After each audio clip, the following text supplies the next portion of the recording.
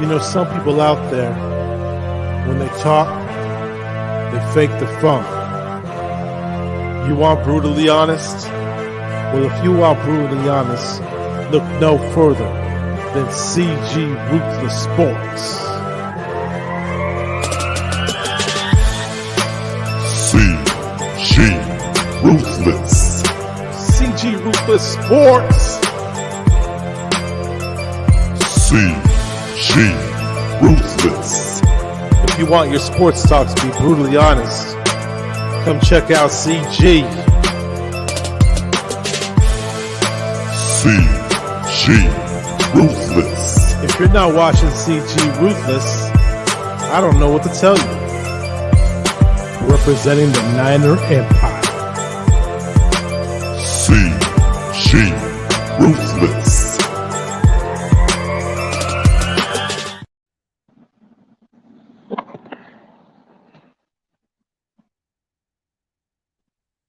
Yo, the CG Ruthless Sports, or should I say no longer sports in this channel in general. But let's say I'll be brutally honest, and nothing but being brutally honest, coming at you with a new direction. As of now, this channel hasn't been really holding well with a lot of mix of content creators. Like, you have too many of these other platforms, and majority of them are just, they are different people that are interested in different content. So it's like, I gotta cut that off and change the direction, change the channel. But this channel right here is just only gonna probably be for maybe randomly stuff. So it's not like I'm gonna get rid of it. It's more like, dude, what the heck? It's not like it's going to build me up nowhere this coming soon. So no matter how I got this amount of subscribers, it's just the amount of audience, you know, the audience from other channels, from other platforms. It doesn't really kind of bode well for me when I have a different mix of audience. There's some that just like to talk about other stuff, and they don't come here. They don't come here. If it's got with me talking sports, they're not coming over here. They're just only here to, like, maybe say promote my sports and all that, but they don't really know about it. There's quite a few who do other content, like wrestling. You know, I love wrestling, don't get me wrong, but it's not getting me nowhere. And the fact that there's quite a few other sports that doesn't really relate to the content I'm doing. So it's like, what's the point? I've tried different ways to at least try to get the amount of audience that I can get. But it's like, I don't know, man. You can't really you can't say you're okay with this amount of people watching your channel when they don't even know what they're watching. Like, for somebody who's subscribing to my channel, they're either wrestling fans, and then when they see me post football streams, they're like saying, "What the hell am I watching?" Or there's a Lakers fan who probably doesn't even give a damn about the Niners, or probably doesn't even watch football in general, and he's probably thinking, what the hell am I watching? Then you got some college fans too, like maybe like Oklahoma fans. They're probably saying, what the hell am I watching? Then you got like Giants fans, maybe quite a few like Niners, of course, but you're not going to get a lot of that. So you got to cut that off and change it up. Make it more of a Niners content to where you get a lot of your Niner fan base. And you get some NFL fans, you know? NFL fans in general, they're going to be the ones that are going to watch your content. So it's better to get rid of the confusion, because I know for plenty who subscribe to this channel, they're just subscribing because of the hell of it, but they're not subscribing just to watch. They're just doing exactly what their followers tell them. But in reality, when you subscribe to a person's channel, what are you watching? That's what they're looking at.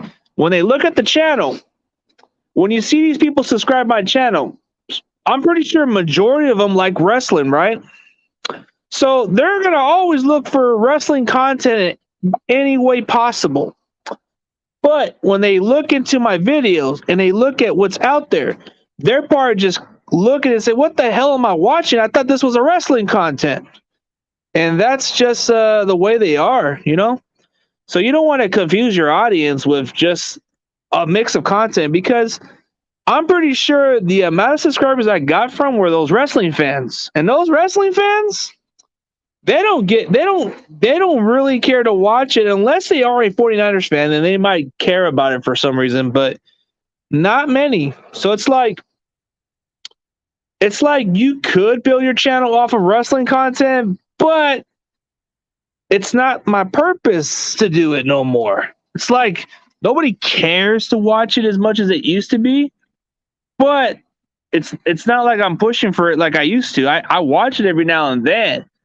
But when you look at the channel you're subscribing to, they're just thinking, hey, it's a wrestling channel. Oh, I'll sub it up because he put the video there. But the moment they see a different video, they're just going to have a change of interest and say, what the hell am I watching? Unsub, or they don't even care to watch it. And that's my problem right there. And then you got those other promoters, those ones that promote from the Philippines or other countries. They do the promoting, but when they do their channels, they don't even know what the hell they're subscribing to. They don't. They don't even know what they're even sub into, or they don't even know what I'm talking about. They just like to promote channels and be nice to everybody else. But in reality, I'm doing a sports channel. I'm not trying to mix up stuff, you know? I don't want to get the confusion from everybody else, but I'm not here to promote drama channel. I'm not here to promote a soap opera, none of that crap. And I sure as hell ain't gonna have no freaking political shit on my channel. It's like, I don't care for it. If you have your own beliefs of somebody else, then I can give zero damn about what you gotta say. Because personally, political is the reason why people are so divided, because of a stupid belief. I don't care for religious because it's not my interest, and I don't care to talk about it. But when people try to speak different topics, man, I don't care for that shit. And no offense, I still believe in my own religion, but I'm not going to discuss it because I don't care for it. And as far as political, I don't care to even pick a party, so I don't care to even discuss it. So I'm not even worried about it. But as far as like other content creators, just because I go into the live stream and do all that, just for some people who subscribe their channel, do you ever watch their channel? That's the question. Do you ever watch their channel, or are you just subscribing to them because the guy that you follow on the channel is telling you to subscribe them? Don't just subscribe their channel if you don't even give a damn about their channel. See, that's what I'm saying. If you're going to subscribe them, at least check out their content consistently. And that's where I'm getting tired of it. Like, you look at the amount of people I got, 2,700 subscribers. You figure, hey, maybe I should be able to get 40 or 50 more people checking out my shit. That's not the case. If you look at it this way, I'm pretty sure if I would have flipped the script and went with wrestling straightforward, maybe I might be able to get a huge amount of wrestling audience, but it's just not something I'm sticking with as much, you know? So it doesn't matter what I think. I mean, the fact is, a guy like Roberto, he's a loyal subscriber. He knows what he's subscribing to. He knows what he's watching.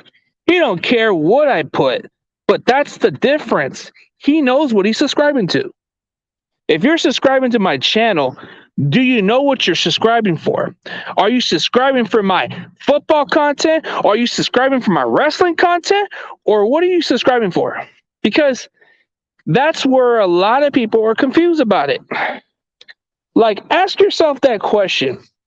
Why am I subscribed to you? Why am I?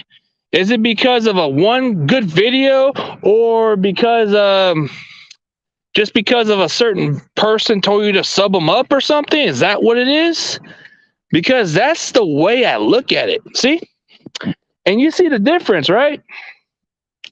Those 4 people watching, they pretty much know what they're seeing. Yeah. Yeah, we definitely need to get rid of those scrubs. Number 1 scrub is Kyle Shanahan. Number 2 scrub, and then the king of scrubs, Jed York. Yeah, pretty much. Yep. But not a lot of them even know what they're watching. They don't know what they're watching, dude.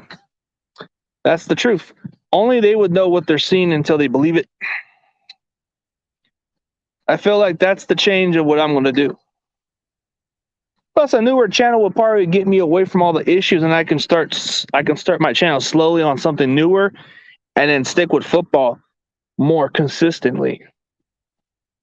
Because the sooner I get that channel launching, the sooner this channel is pretty much going to be like a, what is it like, and like kind of like a pass channel where maybe you might be able to see it and watch it, and then it'd be like one of those channels where I don't even go on it like I used to. And then I can start off my new channel and avoid all the drama and get away from all the people I don't want no part of. And then start consistently build up my content in a good way. That would be the right way to do it. So like, I feel like you look at it that way. You want to be able to you want to be able to watch consistently, right? Not everybody's going to watch it on a daily. No. They're only going to watch it when they want to or they feel like it's interesting. Some of them, they're going to watch no matter what the content is, but some of those other content people who subscribe to them, they either know what they're subbing or they don't really give a shit about, but they sub them anyways. That's just the wrong, yeah. Yeah, that's the worst part. Yeah, and that's the worst part what David's saying. 6 playoff appearances since Eddie DeBarlo was forced to give up the 49ers and 2 Super Bowl losses. So yeah, that's the part that most of our fan base are frustrated by. And I don't want to hear, well, don't go at them. They're doing their best. How they're doing their best if they don't even care for the team. They care more about making revenue money on a stadium than they do on themselves, on the team in general, you know? That's what most people don't understand. Like, why is it okay to let people like Jed York and the York family run an organization? Like, if you're gonna say, oh yeah, at least we got to the Super Bowl. What have you guys done lately? We haven't won freaking squat. That's how I look at it. When you watch us play, what have we done? What have we done to be relevant? We didn't do squat. If you're talking about going to the Super Bowl is relevant, that ain't relevant to me. Relevant to me is winning the damn Super Bowl. You win the Super Bowl, you're relevant. You don't, it's pretty much a waste of season.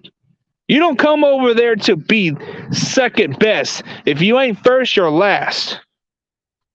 You don't come here to just be glad to be out there. No. You come here to compete and win.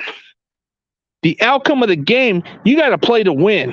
Put your body on the line, play your 120% out there, and give it all you got.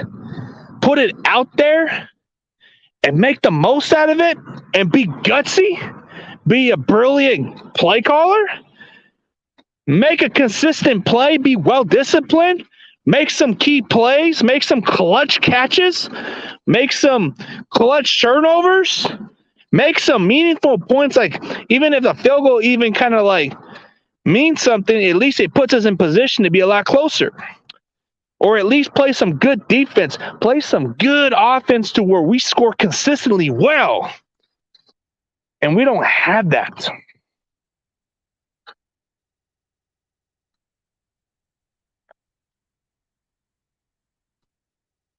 You know why you're here? Because it's the truth. The truth is, this team for the last 20 plus years has been nothing but disappointment. If you want to bring the 2019 season and that kind of situation, I'm just sorry. You're just living with something that's not even relevant. We look ourselves in the mirror and we keep doing this. What could have been? This is not what could have been. It's more like that. It's more like we blew it. Bar none, we blew it.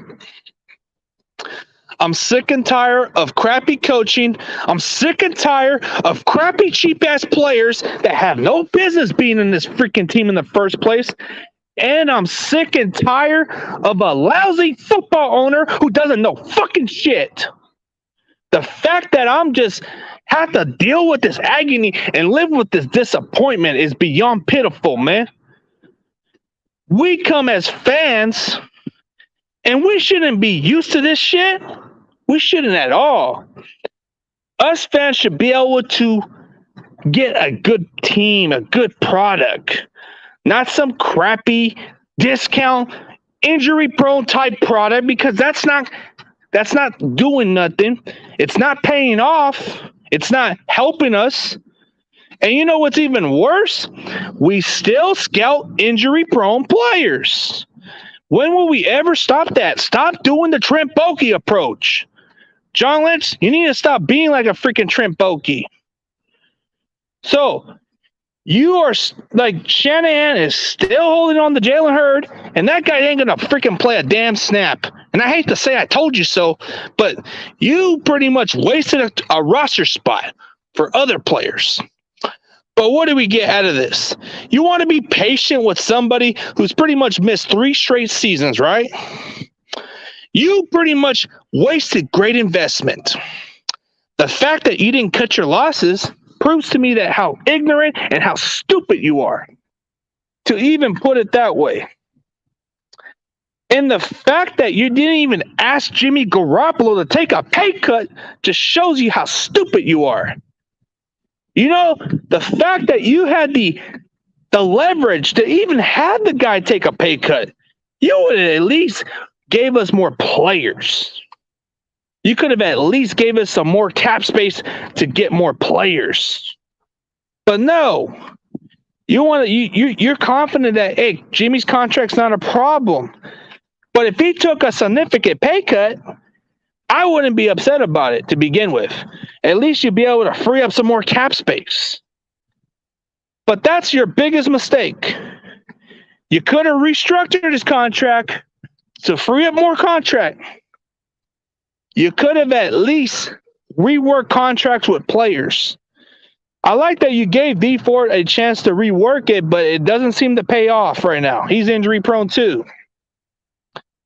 And the fact that you didn't even do your scout work on Javon Kinlaw, that's terrible. You didn't even do like a lot of your due diligence. You didn't even do enough you didn't do enough research. You didn't do enough of the scouting part to even determine whether it's worth the risk or not. You just think, oh, this guy's a phenomenal player. You should have been smart enough to avoid him. And I'm sick of tired not showing any energy on winning a fucking game. It's unbelievable. We can't win a damn home game, and we haven't won a home game in 1 year. And the fact that we had to leave the stadium, we have yet to win a home game. And I'd be damned if we go 0-8 at home. Shit. I've seen what we are like at home. At home, we play like shit. On the road, we play pretty solid at least. But at home, man, it just sucks. What are we getting with this product? When is Jed York going to finally do something right? There was a time where maybe Jed should have stepped down and maybe step away from it, but now it's a time for him to do something for once. You want to be able to win the fans over, you got to man up and let Kyle know what's going on. You gotta be really disappointing. You really gotta be disappointed of yourself, dude. Ain't nobody respects a guy like you, Jed. You are a pushover. You are a guy that people push over and take control of. You have your favorites because you want to make sure that you're cool with them and they do what they tell you. But in reality, they take advantage of you. The fact that your mom let you run the team tells you how pathetic you are. Like, what do you know about the Niners that most of us wouldn't know? You wouldn't know how to run a freaking damn team. You've actually have not taken any blueprint from your uncle. What your uncle should have told you before was to actually butt into the situation and get things better. Some coaches have to take some tough love, man. Some coaches need to be told that, hey, this shit needs to get better. If you're okay with this type of result, man, then you're the problem, man. You need to toughen up the coach a little more so he can get better at his freaking job.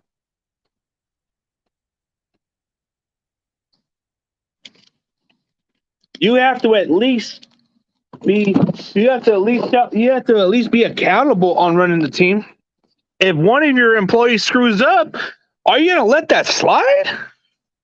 Are you gonna let them do the same shit over and over? Or are you gonna do something and tell them to do it right? Most employees, man, when an employee screws up a fucking job, are you gonna just let it slide or are you gonna address it? You're gonna address them and you're gonna make sure shit gets fixed. Because that's how you run a business, is when shit is fucked up, you gotta come into your employee. You gotta let them know that, hey, despite you having control of team, I'm the one who runs the football team out here. I don't see nothing improving here. You need to step it up, man. Because to be honest with you, the only time that most owners should be able to butt in is when they see the same crap. When they see the same bullshit results. That's when an owner needs to have a meeting with the coach, and the coach has to have a meeting with the players. That's where you need to make a statement. You got to make leadership. You got to stand out. And I don't see no impact with Jed York. Jed York just doesn't have the qualities to be an owner. He just runs the team because of his freaking mother. Because her mother doesn't want to run the team, and his dad sure as hell doesn't want to. So, of course, you want to get the young stooge one, the young dummy stooge of a kid to run your football operation. That's all you would hope for, is this kid can run your team and successfully do exactly what's needed. But in reality, the Yorks don't really give a damn about this team. They don't care. Like, when is Karma going to really take the Yorks down? When they're going to really take that foot, really make them sell the team? I want Jed York to be charged with rape or something that he should be charged with so he can sell the team. Tired of that guy. I'm tired of Jed York. I'm tired of the Yorks. I want them to be charged with something illegal so they can be forced to sell the team. Because they're not good. They're trash. I'm sorry about that, man. Hell, Cardinals getting up so quickly. You guys didn't even have the time to run the ball. We didn't have nothing. The fact that our offense sucked, and the fact that Shanahan can't even do nothing, it tells you how he's not adjusting. You take away a running game. Jimmy is pretty much average at best. But you give him the better talent, you give him the better running game, the better supporting cast, you're only going to get as much as what you can get with Jimmy. At the time, you could have made a good argument about maybe Jimmy would have been good enough to win a Super Bowl, but that was decades ago. When I mean decades ago, is you can win Super Bowls with quarterbacks like Jimmy, but you don't anymore. See, in today's era, Jimmy would have been more of a Brad Johnson. Brad Johnson was at least had a pretty solid year. He was at least capable to get the job done. That's exactly the same way as Jimmy is, but in today's football, it's evolved. It's changed. A lot of the quarterbacks in today's era, you got to be a little bit more mobile. You got to at least throw the ball a lot deeper. Yeah. We are to blame because our defense can't stop running and our coverage sucks. That's pretty much the only downfall of our season. Is the fact our run defense can't do nothing, and the fact that our pass, our defense forgot to tackle, and then we get a third down play, and Norman has to mess it up with a unsportsman penalty. That's one thing I don't like, man. And a guy like Norman should know better. He should know a lot better than what he's doing. But he has to be an ignorant guy. He has to be very ignorant. And that's the sad part, is he has to be ignorant. Or else it's pointless for him. So when you look at it that way, who is it to blame?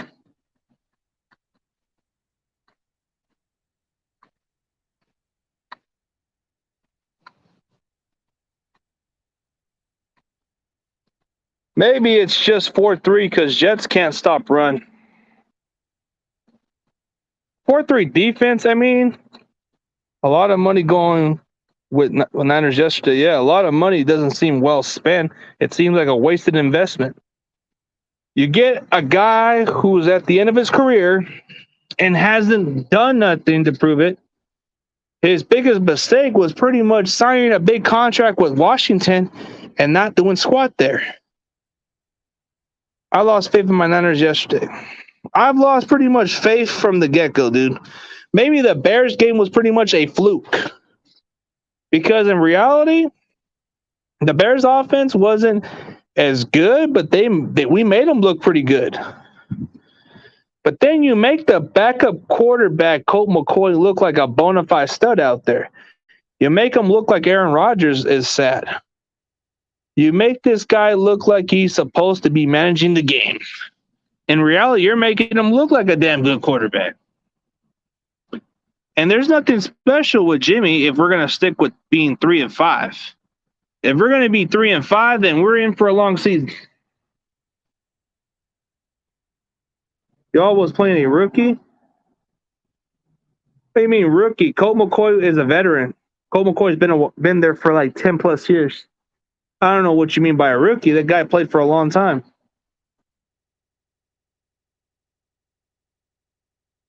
Like a veteran like that is pretty much proven of why we should be able to stick with it. Yeah, time, play Lance. Oh yeah. Fields, we made him look good. Yeah, I agree. Oh yeah. So for Justin Fields, man, we made him look like freaking Michael Vick out there. I don't know why we can't even stop mobile quarterbacks. I don't even get it, but if you're very little mobile, more than likely you're going to be able to run through our defense. Where were the days when we had a really good defensive scheme to stop mobile quarterbacks, man? I remember a while back we were well schemed on stopping mobile quarterbacks, and now we can't even do that. Because under Jim Harbaugh, when we had a defense, man, we didn't let mobile quarterbacks get in the way of our way of doing defense. We were able to contain well. We were able to stop mobile quarterbacks from running a lot. Yeah. What's up with Bosa? No sacks on McCoy? Nope. No sack. I don't know. McCoy might have ran off a little more than expected. So he did get a sack the last time against Murray, like the other previous week, I believe, but that was about it. You had let's see.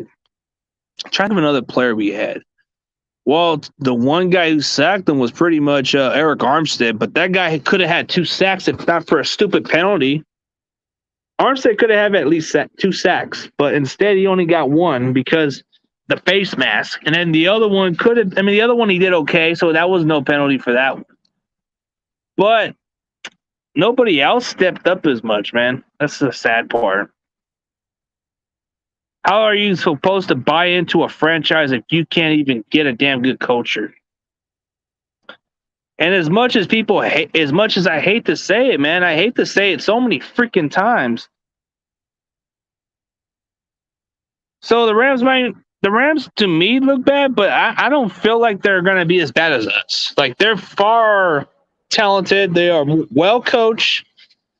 Let's be honest. It's the Tennessee Titans. The Titans are not as bad as people think they are.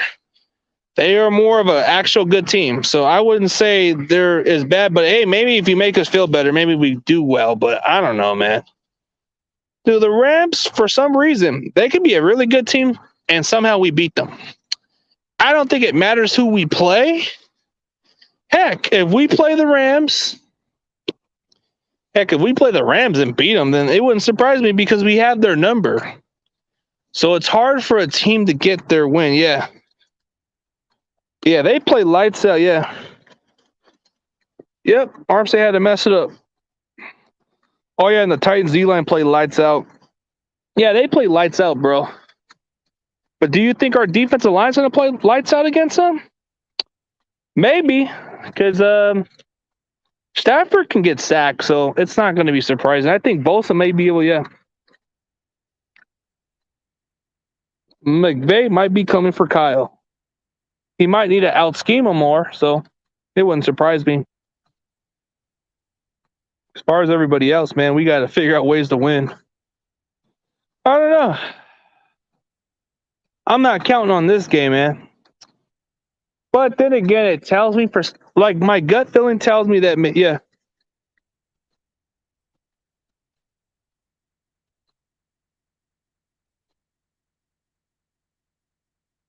That's why Josh Norman got mad, huh? That's probably the only reason why he got pissed off.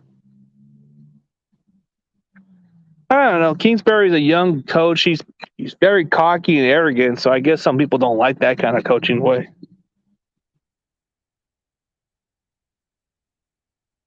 What's happening, CG? Can't believe they got beat by Colt McCoy. Kyle Shanahan rarely plays rookies. It's time to see what we have moving forward. Avery Thomas, Trey Sermon, Diamond Lenore, Aaron Banks, Jalen Moore, Alec Hufanga, and Mencho. It's like Shanahan needs veterans for him to build a system, but why not you go with the rookies?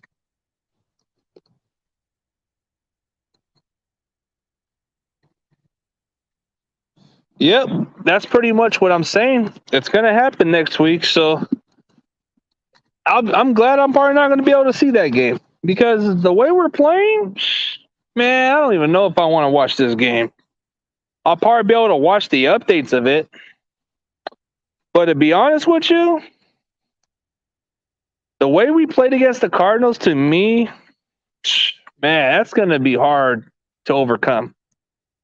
The fact that the Rams are a better offensive team than the Cardinals with being fully healthy is concerning. And the fact that their defense is really good, you figure, how are we going to beat the Rams? How are we going to beat them is going to be the question. We have yet to win our division games. We're 0-3 in our division, and it's not even like it's only halfway through the season and we're playing shit. 3-5? 3-5, and that's all we got to show for. But the fact that our division, it's very stacked. It's very stacked. Because you see a lot of the coaches go very aggressive in the offseason. I mean, you can make it exceptional for Seattle because they got the players around them to build. So you figure, Seattle knows what they're doing because they've done it for so many years. But when you get teams like the Rams and Cardinals, when they make a lot of aggressive moves, you got to start making more moves. Stop with this, we got the players to do that. You don't. You're not the Packers. You're not the Patriots. So quit with this cheap-ass approach. Start building your team. I don't care if it's a 2 or 3 year window. I want a damn Super Bowl team. That's what I like. You put it all in. You take a big risk and hope that it pays off. If not, then you're not even trying. Hey, good trying on D Ford. I get that move because you need to improve your pass rush. But hey, it is what it is. But you need to take another risky trade again. You need to go aggressive. Aggressive and making moves can make it happen. Jimmy's gonna eat. I mean, Donald's gonna eat Jimmy G alive. Yeah, he's gonna eat him alive. Aaron Donald's probably gonna get him. And that's the sad part. So I wonder what kind of pass rusher is gonna step up. I mean, you got Bosa mostly gonna get to the quarterback, but who's actually gonna step up? Is it gonna be that new guy we got from the Texans? I've heard like he's a low risk type of high reward type move that we got. Like his upside's kind of like an Eric Armstead, if not better. Like they said, his potential is kind of like the same exact talent wise as Eric Armstead would be. So we'll wait and see how this guy does. So Jimmy Ward should be back this week. So Ward should be expected back. Looking at the updates, Mike McGlinchey's out for the year with a stupid torn quad. Buckner was a soul of our defense, but that was a horrible trade. Yet it was. How come we didn't play Charles yesterday? Well, he has to get a lot of practice. He has to get ahead. He has to get into the playbook. He has to really get into the playbook. So that's probably going to be the only X factor. So He'll have enough time. He'll have until Monday to be ready. I feel like this doesn't make any difference. Hey, on the bright side, if you make this trade with this guy, you're going to have him for next year anyways. So that Charles Omahu, whatever his name is, you're getting him for at least another year. So maybe you got something with this kid if you develop him after next year. I mean, you'll play him. They're going to play him next week, so they always want to make sure they get into the playbook good. So he has to learn the defensive playbook, and he has to be able to practice a little bit more. And then as soon as he gets very accurate, which he will be, then you're going to play the kid. The question is are they going to play him at D tackle or are they going to put him a little bit at end? Because he's very versatile. He's a very versatile player that you can even swing him up to the D tackle or end, and he can be able to he can be effective as a disruptor. Could have been nice if the coach staff just put him out there just to see what we can get out of this guy. Maybe with him, we might be able to improve our run stop, but we'll see. I don't think he'll make a difference. I think he's just a guy that would just go into the rotation and probably be able to give us some pressure from them and then be able to create some turnovers maybe. But with that guy, you're getting a guy in the rotation. You're getting a guy who can probably make it easy for Eric Armstead to move into the inside instead of going outside because that's where they've been putting him at.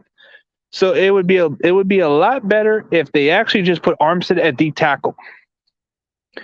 And then maybe you put in Charles Amuhu at the end spot, and maybe you'll be able to create some good pressure.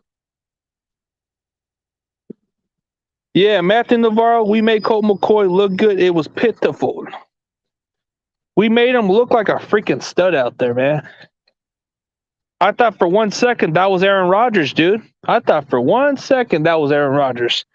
And the fact that Colt McCoy wore number 12, you would say, hey, is that Aaron Rodgers in a Cardinals uniform?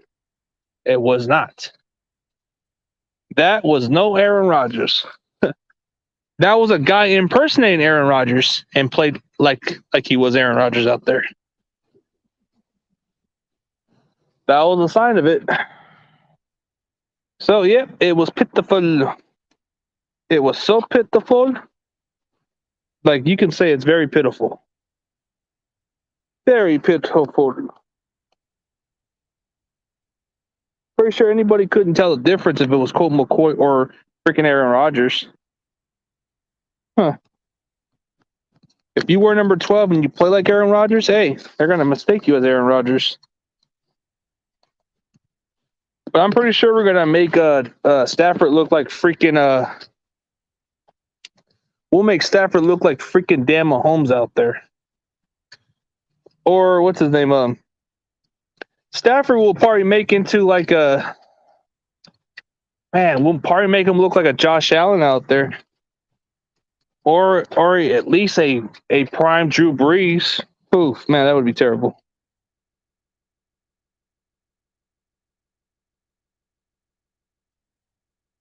And that's the sad part. They don't want to perform at home. It's like, come on, man. We started the season 2-0, and now we're starting the season 1-5 after that, and it's not even doing any better for us. Like, why can you just... I mean, come on. Winning a home game just helps the fan base to enjoy it, man. But instead of saying you guys like to play there, you don't seem to want to perform there. Don't you want to do better? Or you just can't tackle? What is it with all these players, man? Do you really care about playing at this stadium, or do you really just care about your stupid paycheck? It's one thing to care about wanting to perform in front of the fans, but it's one thing to want the money. Hey, you're getting paid to produce, not to slack off and think that, hey, I'm guaranteed this money, so I'm not worried about it. The moment we start paying these players, they're going to start to perform half-assed, and it's sad. Like when you pay a guy like like if you pay a guy like Kittle, which he still produces, but he's not putting all like the effort like he used to have. As soon as you pay Debo's probably going to barely do anything. As soon as you pay guys like As soon as you start paying other guys, it's going to start being terrible. Like, I don't get why if we sign you, you should be able to play up to your level and produce. But if you're going to sign guys like Trent Williams, which he's actually only been okay because of he hasn't been available as much from the last game, I guess. Like the other last game, he wasn't, or whatever the game he wasn't available, but he rarely misses time, so you can definitely depend on him. So I would say, yeah, his contract's too steep, but he's one of the best when healthy. And then you get a guy like,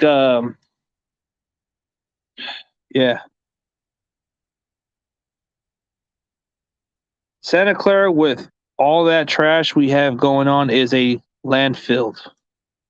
Dude, it is a landfill of trash. It's not even right, man. Why can't we pull this shit, man? I don't see no urgency with this freaking team, man. I just don't see the heart, man. Like, dude, we don't play for nothing, man. Like, where's the heart and where's the heart and talent for this home, bro? I mean, dude, all we wanted was to make the playoffs, and we're not going to even make it. And that's the sad part. We're going to go 3-5, and now we're possibly going to go 3-6. Heck, even 3-7 if we can't. Dude, if the Jaguars are playing inspiring right now, dude, it wouldn't surprise me. We made Colt McCoy look good. Could you imagine how they'll do against Stafford? Stafford will kill us, bro. Heck, we'll probably even make Trevor Lawrence look like a freaking Hall of Famer out there, dude. It's not even right. What am I even saying, dude? This team just can't do anything, dude. Our defense is just freaking not playing their best football. How can you make the damn Cardinals look like a world beaters out there? We played a close game the other time, and then we let them destroy us by almost 3 touchdowns, dude. Doesn't that kind of give you a sign of like saying, you know what? We got to start making changes.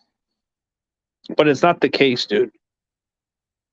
We're getting our ass whooped, and it's pathetic, man. Like, what can we do to get better? It's the question that we all don't know about, man.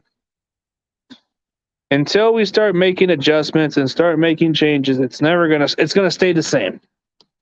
The offense that we see every damn game, it's gonna stay the same until Shanahan starts making adjustments and changes. Until Shanahan starts making changes by benching those players who don't even perform or don't have no business playing here. The moment that he starts making changes at that spot is when we're gonna start making sparks and start making a really good move. And the fact that we still keep a guy like Tom Compton on the roster, that just tells you how bad of a blocker he is.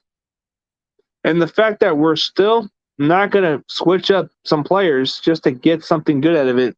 And we missed some golden opportunities on some trade deadlines. We could have at least maybe get rid of some players that we don't need and get something in return for it. Like, for example, if you feel that this guy has value but you're not going to use him, you could at least trade him for whatever his value was worth and be able to get somebody in the draft that you can probably develop or use for some good reasons. Like, if there was no point of keeping Ross Dwelly, or if you weren't going to use him as much, maybe you could have got a 5th or 6th round value out of this guy, and you could have got some draft capital out of that move. Or example, there's quite a few players you can make a good candidate for the trade, and they would have been worth the value. Like let's say we're not really let's say that the way Dre Greenlaw's playing, and he's not available, but if you have a trade value for Dre Greenlaw, if you can get a 3rd round pick for this kid. If you can get a 3rd round pick in this trade offer for Dre Greenlaw, man, you don't pass on it, you take it. Because who do you got? Al-Shaair is a cheaper guy, just like Dre Greenlaw is too. I like Dre Greenlaw, but if Al-Shaair is playing at a high level, and there's no point of even having Dre Greenlaw anymore, you had opportunities to make a good trade deadline with him, then maybe you could have invested more on the draft. Like you could have at least figure out some trade bidders for Jimmy and start from scratch. But no. A lot of you guys are still believing in Jimmy because you still think that he's still going to do something when he does the same exact crap. When is everything going to start changing? When are things are going to get better? That's the question.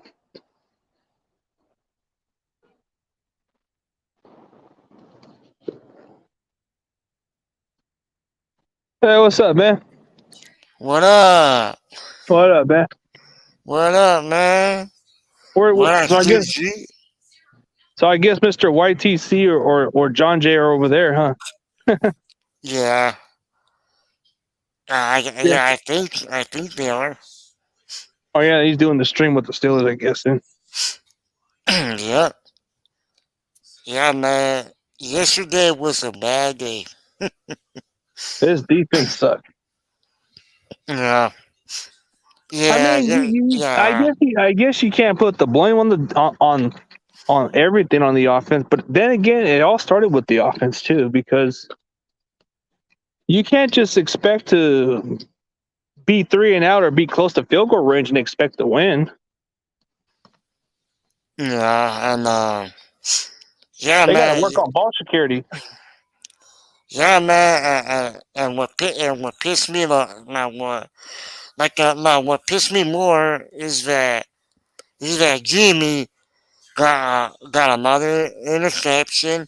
Here we go. Jimmy with another interception. You gave it to the damn Cardinals. I'm like, oh man, can we like bench him already? Like what? Like, come on, can we start Trey? Like, put Trey in, man. Like, God, man, I'm so sick of Jimmy. Like, turnover machine. And I'm like, man, can we like end this game already, man? Like, damn, can this game be over now? It's pointless at this point. There's no offense. There's no consistency.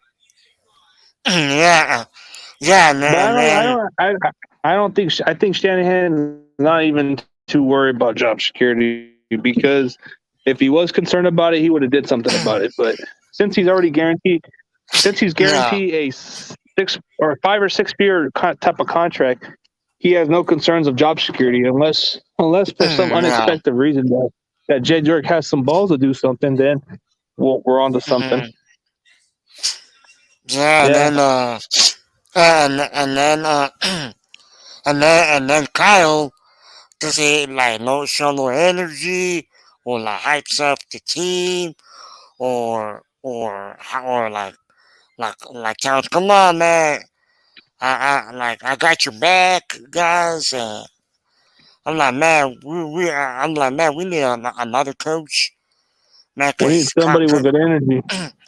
yeah, man, like somebody like the Chiefs guy, like somebody like the coach from the Chiefs, something like that, and then man, we need somebody that will make like the team like have a good time, like come on, let's go, like that will like will have time, like have like fun with the team, with the guys, like laugh, like have a good time together, and yeah, I wish we had a Hey, coach. we got John Jay. Yeah, yeah, yeah, yeah. We got John Jay in the house. Have a good time together, and, Hey, what's up, man? and What's up?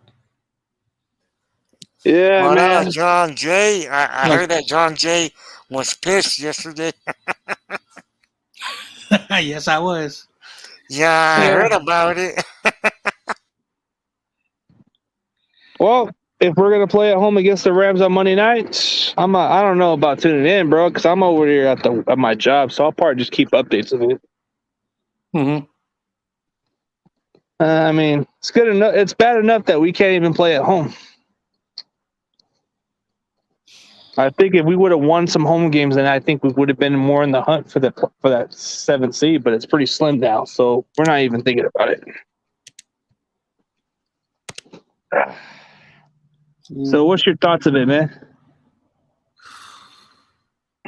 I haven't. I don't know what to say no more.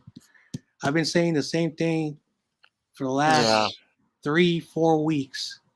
Kyle stops running the football because you're trailing, and you continue to trail, and then it was bad. I can't believe I'm going to say this, but it's not all Jimmy's fault. It's not all Jimmy's fault. That defense was atrocious. Oh man, I just don't get it. Well, Yeah. well, the offense had to play something, man. But then again, you can't put the blame on Jimmy. That's the problem with all these Jimmy followers. They're still going to defend him and say, "Oh, it's not his fault this Yeah. time." Dude, I'm just getting tired of these excuses. Like when you play from behind, you should be able to be able to play good. But the offense didn't even capitalize. There was a few good stops on our defense, and for some reason, our offense just wasn't there. Like you can make an argument that, yeah, Jimmy put on a good number stats, but fourth quarter throughout the game, he was getting a lot of those garbage times. And why is no one talking about Brandon Ayuk? Why did he not stay down? What about George Kittle? Well, the fumbles all Yeah. started from. I mean, the fumbles, yeah, dude. Like the fumbles with Kittle and Ayuk were really ridiculous. Like for a moment, we thought they got the catch, and whoa, the ball fell off.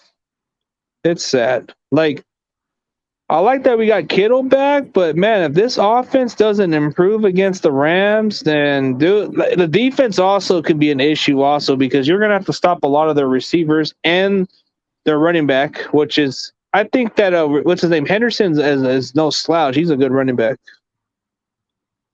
Mm-hmm. It's gonna be hard to stop him, especially with Stafford.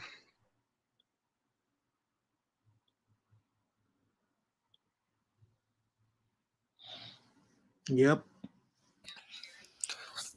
Yeah, the defense is trash. I don't know what's up with the defense, man. Missing tackles, conniving like get somebody. Like, come on, defense, man, wake up. And then I'm like, what, like, come on, Fred Warner, come on, Fred, what are you doing? I guess since we gave him the money, he don't give a damn anymore. I'm playing hard. Damn. Nah, I don't know what's wrong with Fred Warner, but he hasn't been the same No. since we gave him that Mhm. paper, the money, I guess. Yeah, Fred The money. Warner has regressed. Man, he was an all-pro linebacker. He was the number one linebacker, middle linebacker in the NFL. What happened to uh, that ferocious, Fred Warner? I'll tell you what happened. It's money. The moment he gets his payday, bro, he doesn't even think about it no more. And I hate Is to it? say it, man. If we pay Bosa money too, I bet you he's gonna digress also, bro. Yeah, he's not gonna be the same anymore either. I guess we gave him the money too early. Man. I bet you if we get Debo a contract, he ain't gonna be the same either, bro. I just see every time you pay a Yeah. player a big contract, they don't tend to always perform well for some reason. But if you give them a bargain deal or something like reasonable, then they might do fine. But if you give them a large amount of contract, that gives them the luxury to say, I ain't worried about this performance. I'm guaranteed this money.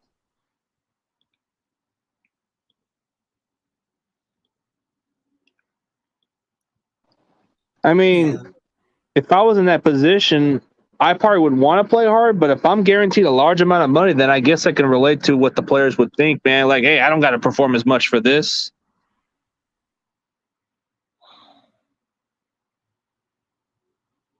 I said everything I said yesterday and today. Like, we need a new direction.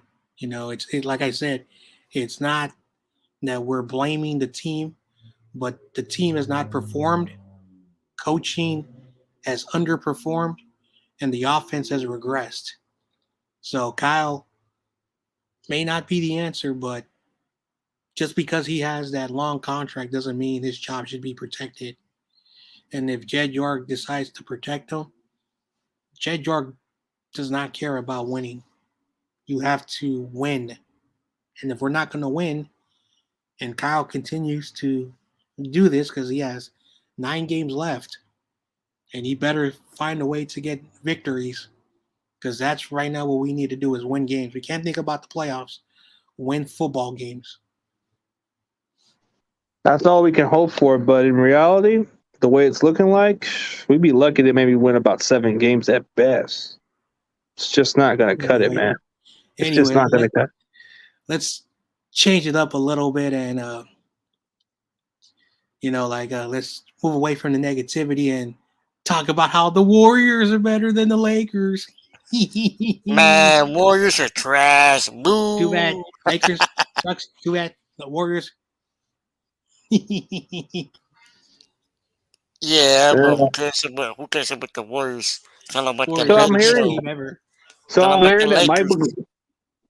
So I'm hearing like a lot of news is about Mike McGlinchey out for the stupid torn quad, which I can understand. That's like a really serious injury when you have a torn quad. Mhm. And then I guess Sanu's going to be out a while too. So does that mean they're going to let Jennings in more? Hopefully. Well, what's his name?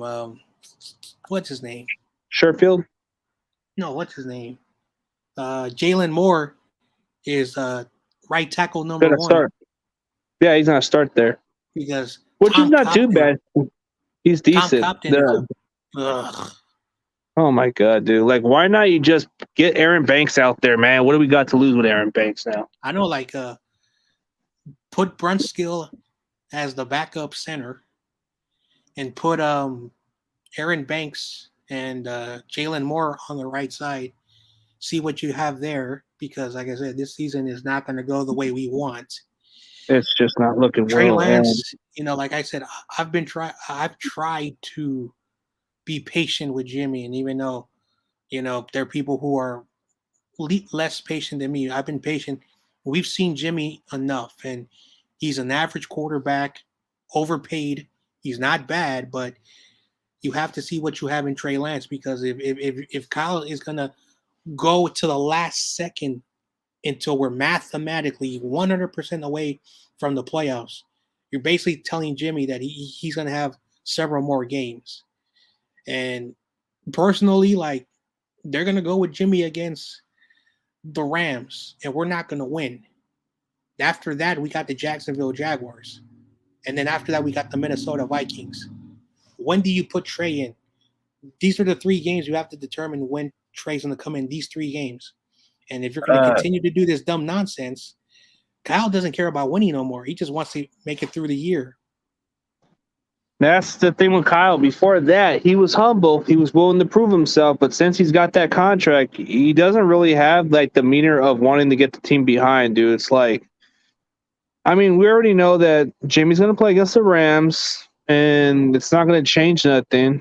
So I know for sure we're not going to bench him against the Jaguars, because that should be pretty much guaranteed win. Unless the Jaguars play inspiring like they did against the Bills, then we don't know what to expect. So it's like, man, it just concerns me that we don't have. We got to start winning out, or this is just a wrap. It's too hard to believe in something when this offense just doesn't have consistency, and the defense is starting to regress because of the injuries. But then you got to stop making excuses for the injuries, but they are regressing because of a lot of the guys missing time. Anyway, So- this is for TRL. I think it's humorous.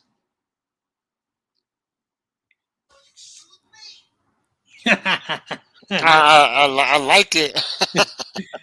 He's like, don't eat me, Cardinals. There's Kyle's face on a worm because birds eat worms.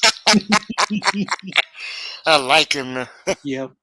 Okay, so what happens if we beat the Rams? Are you going to put Aaron Donald on a walk the mow or something when he's the Ram?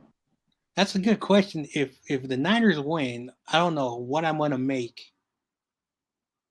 Are you going to put Sean McVay with Shanahan hitting him with a whack the mow bat? I'll figure it out, but Or no, like he could have like a word saying, I outsmart you, dummy. Yep. I was so mad that we didn't win because I wanted to show TRL my my making fun of the Cardinals if we lost, but I'm never gonna unveil that because we lost. Maybe next year I'll have something. Yeah, but it's just I don't get the point of Shanahan. Like, dude, when you know it's not working, why are you gonna keep going with it, man? Just Oh, you don't. CEO wanted me to tell you that you you need to tell Jed York the fund you gas money for making you drive from Fresno to Levi's. Funny That was kind CEO. of that was Like kind the of funny. CEO was telling me, "Hey John Jay, how far is Levi's from Fresno?"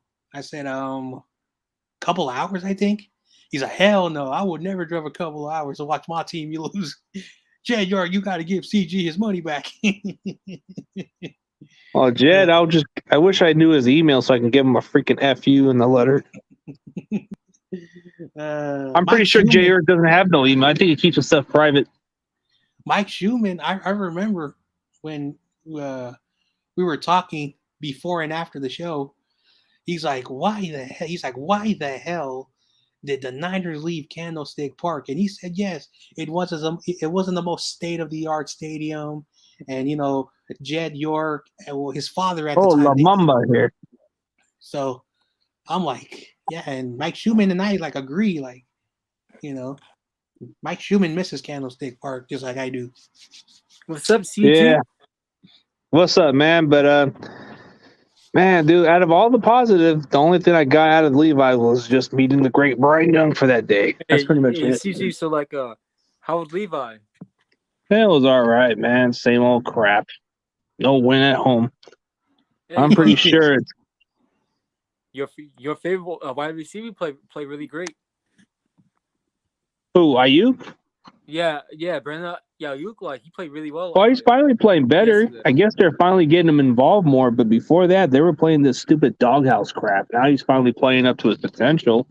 Yeah, It's too bad he fumbled the football. Why did he have to get up and get more yards? He should just. That's what I hate don't about know. those receivers. Like the thing about those receivers is like, why are you doing too much? When you got the first down, just stay down, bro. Don't even worry about. Because when they do that, they think that for 1 second, like, oh, I'm going to get some extra yards. Okay, I'll do that. And then they realize, oh, shoot, I lost the ball. Some of them don't even think about it. They don't even think about the play. And then the moment that they don't even think about it, the ball's dropped or something. He did play really well, though. Despite the fumble, he did play good.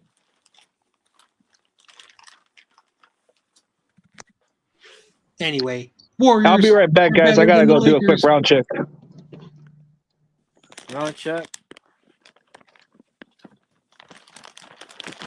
Anyway, the Warriors are the best team in basketball. Right now they are. They're like 7-1. Oh no, I know they're winning. I know. And your team is so old. Yeah, I know because LeBron is out and because of Russell Westbrook. LeBron is trash. Yeah, whatever. LeBron's hurt. He's hurt right now. Oh yeah, Carmelo he's out Anthony is too old. yeah, but at least we got another championship. I heard you guys blew a 20-point lead to the Oklahoma City Thunder. Yeah, right. We did it twice. We blew a 27-point lead last week. Oh man, I wonder how Tommy Huxley's doing. I bet he was screaming all day on his TV. Oh yeah, I bet he did too. Yeah, because yeah. Who would have thought the Niners would be 3-5? Yep. We would have been 4-4, but we blew it. Yeah, I blame all the 49er content creators for making this team to be like a Super Bowl team. I was right. I just won another $50. I'm making money out of stupid bets from idiots. Yeah, and poor CG, he had to drive all the way over there just to see us lose. Damn, that sucks. We would not he had lose. to go see that crap. We would not have lost. We would not have lost if it would have been Levi when Trey plays.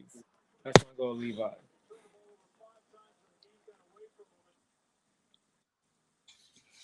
When Yep. Young starts We, playing, then I'll go Levi. yeah, we gotta go back home. Ah, Anyway. Oh man. The Niners only won one game in 2 years at Levi.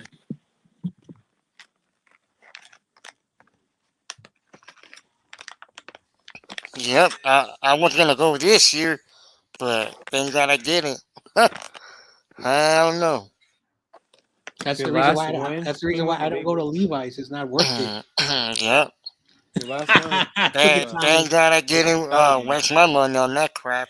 Look at Thank God, man. look at Tommy. Niners are dog shit. Yeah, we are dog shit, and that's how we are playing right now. Like shit. Dog shit. Yep. Tommy's funny. Yeah, Yesterday, he's Jimmy funny. actually had a good game. Hmm. Yeah, YTC. He said he was gonna do a stream, and he's not doing a stream. So I don't know what happened. Maybe he forgot. Yep. Are you playing tonight? Yes. Man. What's even worse, man? Hey, CG. The Niners being trash, or the Lakers not doing squat for right now, man. Dude, the Lakers are fine. It's only the first 10 games of the season. It's okay. I mean, I don't know what's worse. The fact that the Giants were eliminated in the freaking playoffs and didn't even get to win the damn World Series, or the fact that the that's Lakers are good having for a me, slow though. start, man. The Dodgers got to the AMC Tyler game. Tommy I don't Huxley. know. Tommy Huxley says Niners are dog shit. Niners are dog shit because we play like shit. We let other away teams play like it's a home game for them, bro. I don't like that. Hey, bring in CG. Tommy Huxley. I want to know how he's doing. I hope he's okay. Hey, CG. I hope Tommy Huxley can go to Levi's and tell Jed how much of a dog shit he is. Hey, CG. What's up, man? I want to see Tommy Huxley yell at Jed York and tell him how stupid he is. Hey, Jimmy didn't play that bad yesterday. He did pretty all right. Are we talking garbage stats? Because if you didn't watch the first half, he didn't do much. I know. It was 17-7 at halftime. I know. But most of his touchdowns came from garbage stats. But still. That's the issue is our first half offense, dude. Like we need to play with. I mean, if we're not gonna score so much points on that time alone, bro, we should be able to score at least maybe about 14 or 17 points on the first half, and then score whatever amount we can at the halftime. That would have made a difference. But you know what Kyle Shanahan said? Well, he threw for 2 touchdowns, so he played pretty well. Jimmy has 8 total touchdowns past this season, and only maybe like 3 or 4 rushing touchdowns. Because Jimmy's not gonna be benched. He gonna stay the starting quarterback until he play like shit. But until then, unfortunately, he's a starting quarterback. Well, until then, there's no change of quarterback, and it's probably gonna go. Going into the season. It's gonna be until the end of the season that we're gonna probably give Trey Lance the chance next year. But this year, no. Because Jimmy brought time playing against the Bears. He played really great against the Bears, so that bought him more time. Well, Jimmy knows how to play better at home, which is Chicago, by the way. That's the only way you look at Jimmy when it's anywhere Jimmy in Chicago. Played great that game. He rushed with 2 touchdowns, 3 for 2 touchdowns. Like, whoa, bro, you're not like that. The heck is that? Is that a frog with a 49er hoodie? Yeah, it's a sad frog. Look at him. Yeah, He's it's sad. a sad frog. It's a sad season. And that's the way I feel right now. Oh yeah. Hey, CG. Hey, saw you talking to Brian Young. Yeah, that was cool. Hey, at least the Cowboys lost.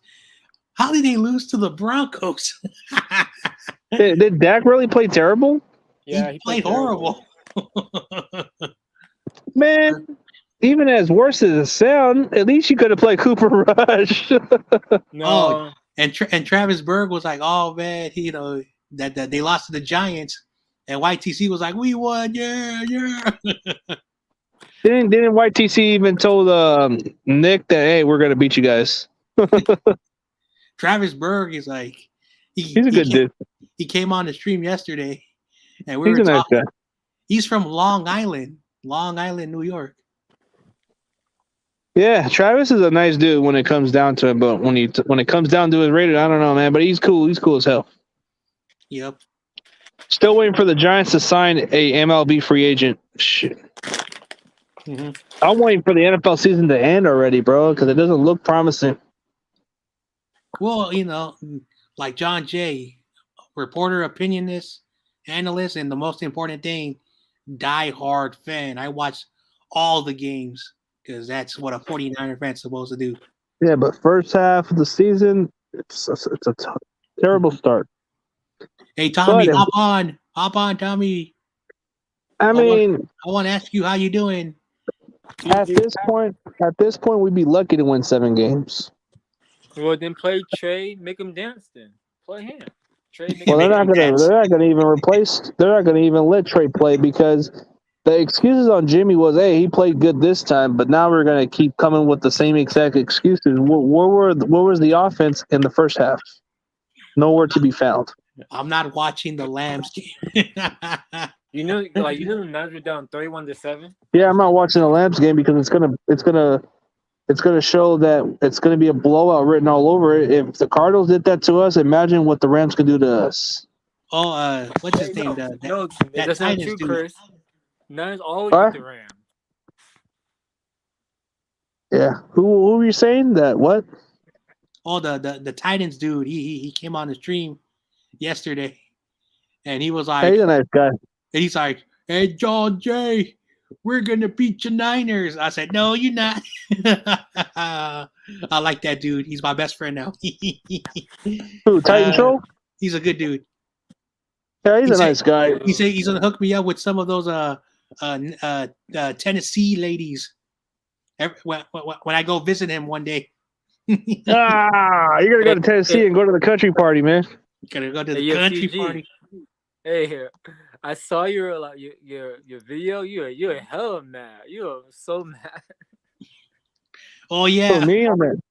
Oh yeah. YTC showed you at the right time, and you were like, you were like, oh man, see, look at CG's face. His veins about to explode. He said, Jimmy, what video was it? Sucks, man. Yesterday, terrible, yesterday, YTC showed you when you were still streaming, and you were like leaving the stadium, and you were not happy. Yeah, I was pissed. And CEO was like, "Oh man, why'd you go for first?" That's why he said that joke. I get the joke part, man. I get that joke. Yeah.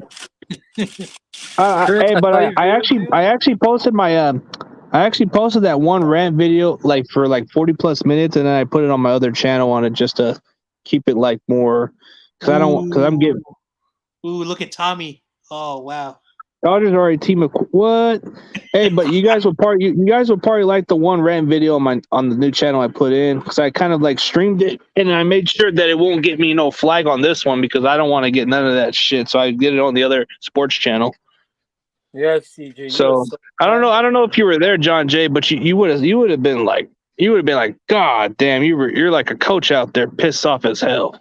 Dude, man, I lost it. And I went after Grant and everybody. I was like, Grant, you have never played football. Shut your mouth. At least I played football. CG played football. Did you send him a super chat? Did you send him a super chat to do that? No, I was on my channel live streaming the game. I was watching the game, giving my thoughts. And basically, it was 3rd and 18. The Cardinals were back at their own 20-yard line. And then they threw the ball to the running back, and Emmanuel Mosley doesn't even go after the tackle.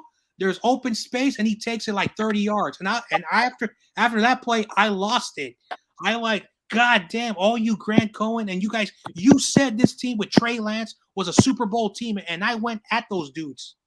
I was like, God damn, you put all this dumb nonsense in 49ers fans, and I don't care if he flags me or any of his dumb cronies, do it. I went after him. I lost it. I was so mad that this was the football team that I like to talk about on my channel, and they were playing so garbage. And then Josh Norman acting like a damn clown, going up to Cliff Kingsbury's face. So I never understood that purpose. He could have ignored it, but he wasn't being professional. You know, I'm like, and then Brandon Ayuk, you caught it. Stay down. We were at the 5-yard line. You get back up.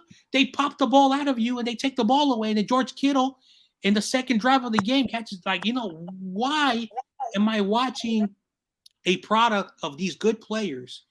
And I know people, you know, I know they're going to get mad at me, but Jimmy played pretty good. I'm not saying he played like Tom Brady. I agree. But that last throw that he threw, that interception, he had to do it because we were down by 13 points. We had to go score a touchdown. And, of course, Jimmy Garoppolo got sacked. I don't know why they say he got sacked 6 times. 6 times. So I'm like, I'm just confused. Like, what is Kyle seeing that he kept Jimmy Garoppolo in and decided, you know what, let's take him out. Let's put Trey in to see what he can do with the offense. No, he kept them until he threw that interception.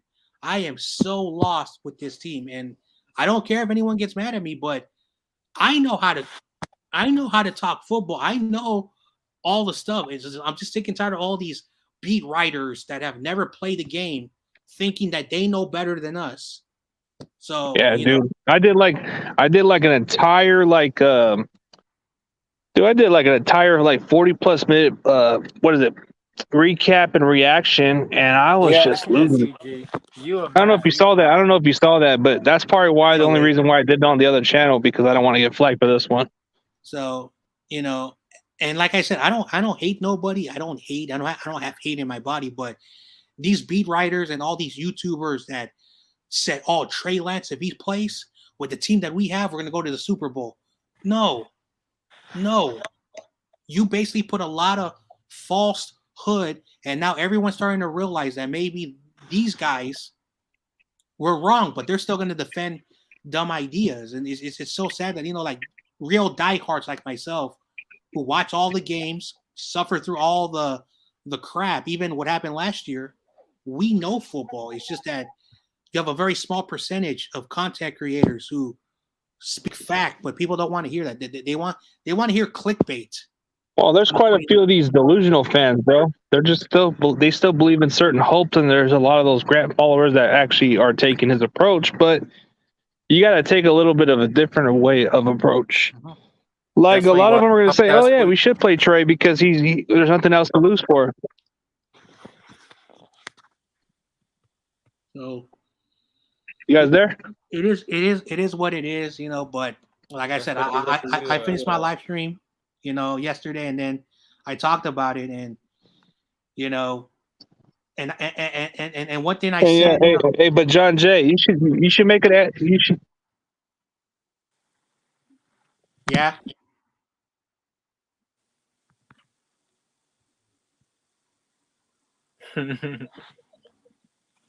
Oh, I think you were trying to say something. I don't know what happened. Anyway, but at the end of the day, my channel, I tell the truth. I give you all the facts, the information, and I just want to give you the correct information. And I said it even today. I don't BS my viewers. I don't lie to you. I don't clickbait you, and I will tell you the truth. If you don't like what I want to say, it is what it is. It's your opinion, but I would never lie to the fans who follow me, and that's the thing that makes me different. But unfortunately, if you write a video and you put a clickbait, you're gonna get thousands of people clicking on it because you know they think it's true. But if you're honest, real fans are gonna support you and they're gonna grow your channel and you're gonna make a difference. And look what happened to me. I just found out I got almost 160K views and almost getting to 1.2K views in only 11 months of hard work because I never lied and I did the hard stuff. And next year, as my channel gets bigger, there'll be more cooler stuff. And I'm very happy that I'm finally able to do what I want to do on my channel. And all of my fans are going to be rewarded. and all the content creators like Payo Time and all the small guys, they're going to be working, hopefully, and creating a team because of the hard work I've done, and I will always continue to do that. So that's just I'm, I'm slowly going to make a change by the end of next year. I'm just going to slowly ditch this channel at this point, and then start on a high note. Try to get all the sports followers. Try to get all the ones who would pretty much care about football, and avoid those other platforms of the ones that don't got nothing to do with football. anyway. Because it's not really, it's kind of scaring away some of my audience, because some of them are even saying that they're not even interested in those other topics of those other people. So it's like, I don't really want to, I want to bring more of a football. Yep. What? He unsubbed Payo and BPS. What? What happened? Well, what happened? Oh, he unsubbed the Payo and BPS. Man, that He doesn't. sucks. These guys, certain people he doesn't like, but I'm pretty sure he did unsub the cutback also. And let me guess, Tommy, did you unsub the cutback also? I heard David unsub First Takes. No, I heard David said something about he didn't like what he said about Montana or something like that. Something about like he thought Brady's better or something. I said, dude, that's just a man's opinion. Mm-hmm. But I guess the way that First Take said it, it kind of rubbed off quite a few of those other followers. What did First Take say?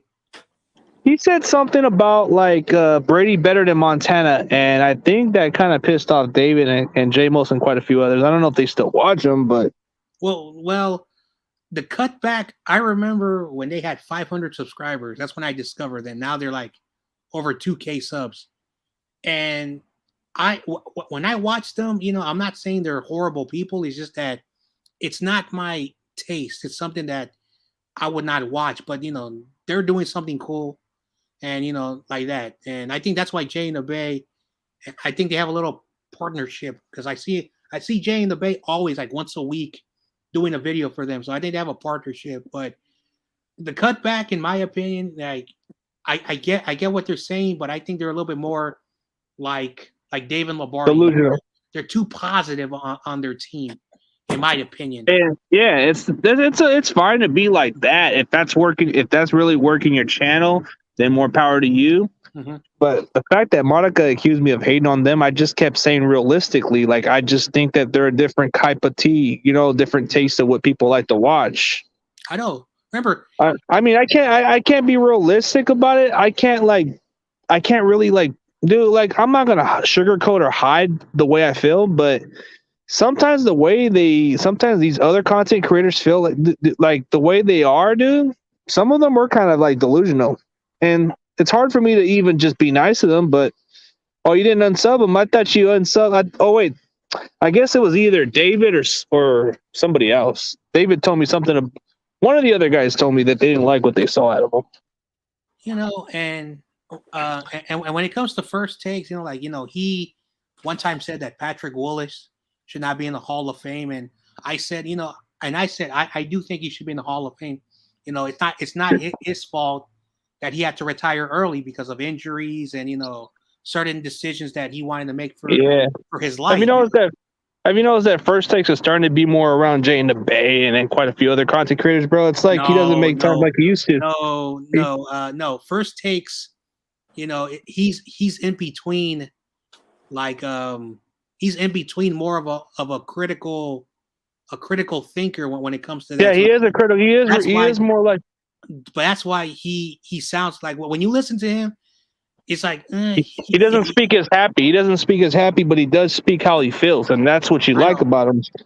And I think me and First Takes kind of fit a lot more different than the others. Like Jay and the Bay is an optimistic fan. He's a positive fan, but there's something about him that makes him more unique, personality. People like personality, and that's what Jay and the Bay does. Well, like when Jay and the Bay, when he does a content, people like the way he is as a person. They like his what's good. I guess that's just his thing, and the personality. Well, the thing about first Jay and the Bay is that he's very likable. He's a Homer fan, like he's like Jimmy G's my quarterback. Or anyway, So of course, and there are people who support Jimmy Garoppolo, whatever. The point of the matter is that when you are a bit too much like, and this is the thing why I don't like David Lombardi. David Lombardi always, for some reason, puts a positive spin out of everything, and I don't like that. But he has a 40,000 follower on Twitter, and now his YouTube page is starting to kick off. So there are more people like David Lombardi. There are more people like Jay in the Bay who look at the stuff a little bit more different. I look at it very different than First Takes. I think me and First Takes are very different. I thought me and him were kind of cool, but we're very different people. But I look at this on this team the way it's supposed to be.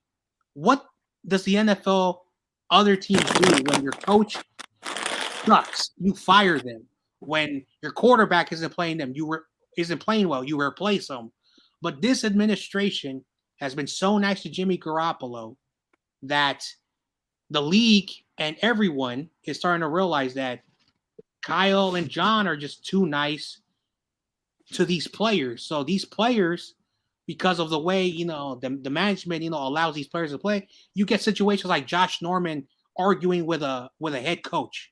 You get situations where your defensive coordinator is supposed to be more aggressive and more better than Salah, but the players don't play when Salah was playing. So is D'Amico actually just playing the cards and just letting the players do what they want?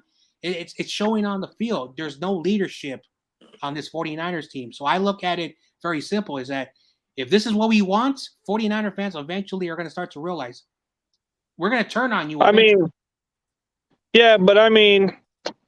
When I do my content, man, I'm far from in between.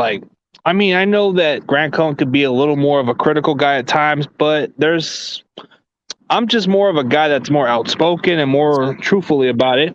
Grant Cohen is a shock jock. He's not no critical. He's a shock jock. And I will me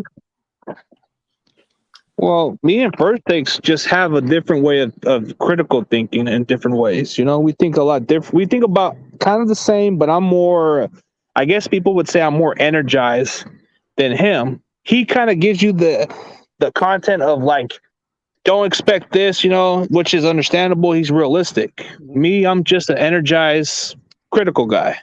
People kind of describe me as an energized guy. Yeah. I tell you, like I said, I tell the truth, nothing but the truth. So help me God. And if you like it, thank you. If you don't like it, go to CG and listen to his BS. Oh, I'm joking. No, but realistically, man. Realistically, I'm not like no. I know, man. I'm just saying I'm not like no other. I'm not like the other Niner content creators who can be like too homerish or too harsh. I'm kind of a different breed of a content creator. I'm controversial. Anyway. I'm outspoken, and people are starting to give me the clear message to wake up and start speaking the truth. And the more I start to do what I do, there's quite a few new followers coming around, and they like the energy. So they think that I have the critiques of a coach because I have that yelling mindset and showing disappointment reaction. Yeah. Like when you look at guys Moses, he looks at me as like a type of coach that has that because he thinks because we both have something in common with the player situation because we played this game before and we know what it's like. Oh, he doesn't like Chardot. Well, yeah, it's known. But speaking of something different, let's move away.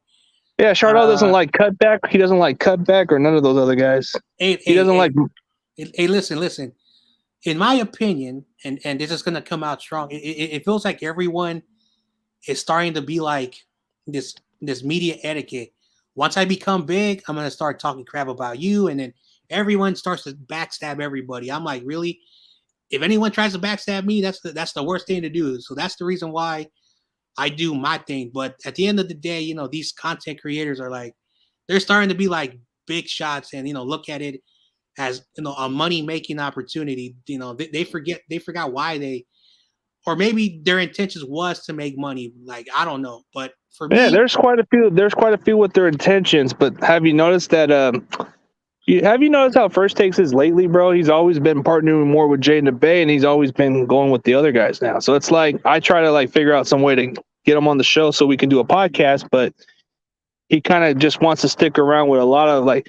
I get that, it's all good, but I mean, I'm trying to see if he can get on my recap shows, but doesn't seem interested. Yeah, like hey, like I said, it is what it is. Like, I have no disrespect to First Takes. I like him. He's a good dude. I mean, he's a critical thinker. He thinks outside the box. Yeah, outside more. the box. Yeah, but he's not an energized guy. He's more like a guy that's not satisfied. Like he said, he's the kind of guy that if the team wins by small points, he's not satisfied. He said, "Hey, I'd rather have my team win with a blowout." Oh, listen, like I knew a coach. He was a AAU coach. For those who don't know what AAU is like advanced Pee Wee basketball. Like you have Pee Wee football. AAU is like advanced basketball for kids. And he, for 5 years in a row, his 12 to 17-year-old basketball squads dominated everybody. They never lost a game for 5 years. They had like over 1,000 victories with all those, 12 to 17-year-olds, those age groups. He was a good coach. And he taught me something very, very important about coaching. He doesn't know nothing about football. He doesn't know nothing about baseball, but he knows basketball very well. And he says, even when you win and you blow out a team, because his teams will win by 20 to 30 points. And a lot of other coaches and the league hated him. And he was like unapologetic. And he would have to, explain, even when we win, you have to criticize certain things that went wrong to make them better. And he also had phrases. He says, weakness is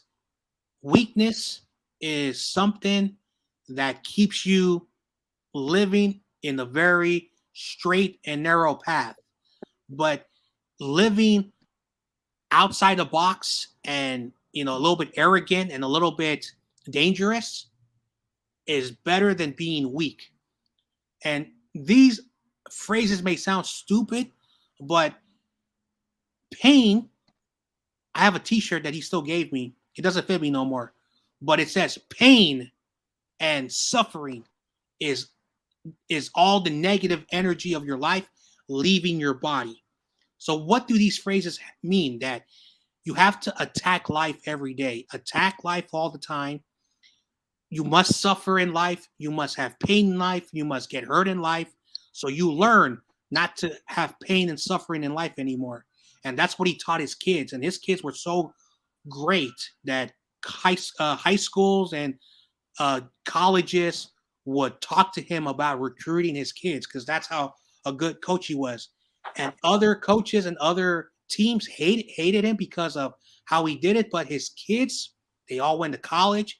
The kids that he coached, they all went to college, and they're living great, successful lives. And he basically was that tough love. And the same thing when it comes to our team, we have to be tough on our team. We have to be critical at all the time, because if you're going to be a positive dude, okay, I don't want to live a weak, boring, straight, normal life. It's okay to be a little bit dangerous. And that's what the 49ers have to do. They got to be a little bit more dangerous and take more risks.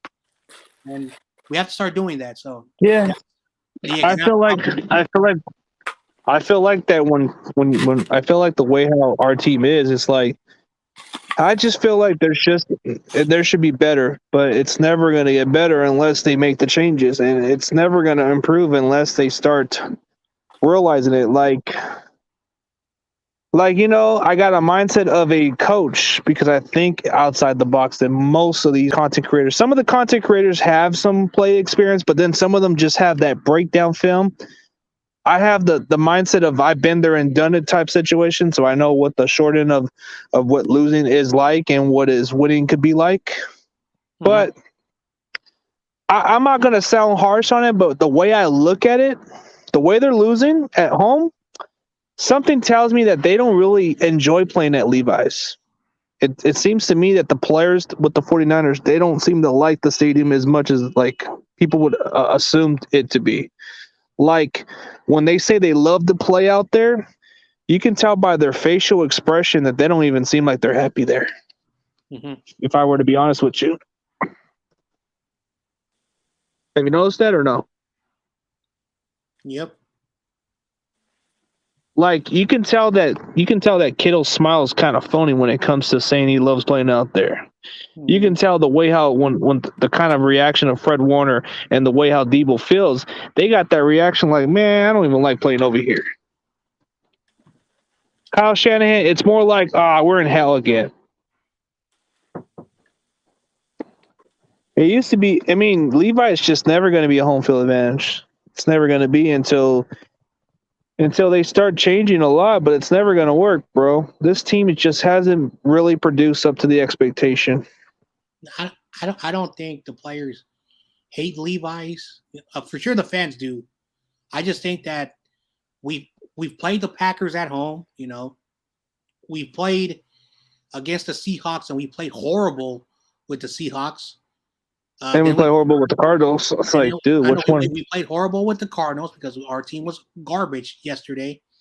And then we played against the Colts, and you know, we stopped running the football, and the Colts won. And I don't want to say I want to blame the weather because you know the weather, you know, like other places, they play in the snow. You know, that's worse. You know, throwing a football in the snow is like throwing like a rock. You know, like it's hard to throw something because you know it's different. So if you ever played in the snow, it's not like, you know, it's not as easy. Like playing in the rain's more easier. Like the ball just slips, but you can still throw the ball. So I think it's because we've been playing really bad against the good teams because the Lions were garbage. You know, it's just that we won the way we won. And then the Eagles, we didn't play really well. And then the Bears, you know, their defense, you know, wasn't at the level that they were supposed to be. So we've been beating the teams that are garbage. It's just that we can't beat our divisional rivals and we can't beat the good teams.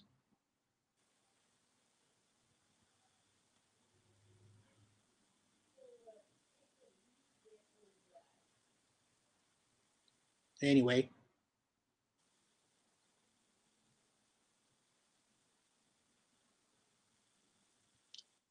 Cardinals, they've been having our number for quite a while. Yep. So it's like, I don't know, man. I think that Kyle's starting to lose touch. Yep. Because before that, when we had lesser talent, bro, Kyle actually made the most out of those guys. I don't see it with this team, bro. And enough with the injury excuses, bro. I don't. It's not as bad as last year. Like I hate the excuses of the injuries, but to be honest, last year was the worst. At least this year you have some players to play out there, dude. Like you have a lot of them out there, dude, than the previous years. Yep. I think the only 5 or 6 players are on injured reserve, and the rest of them are pretty much okay. Yep. So it's just too many in and out. That's the only difference. Yeah.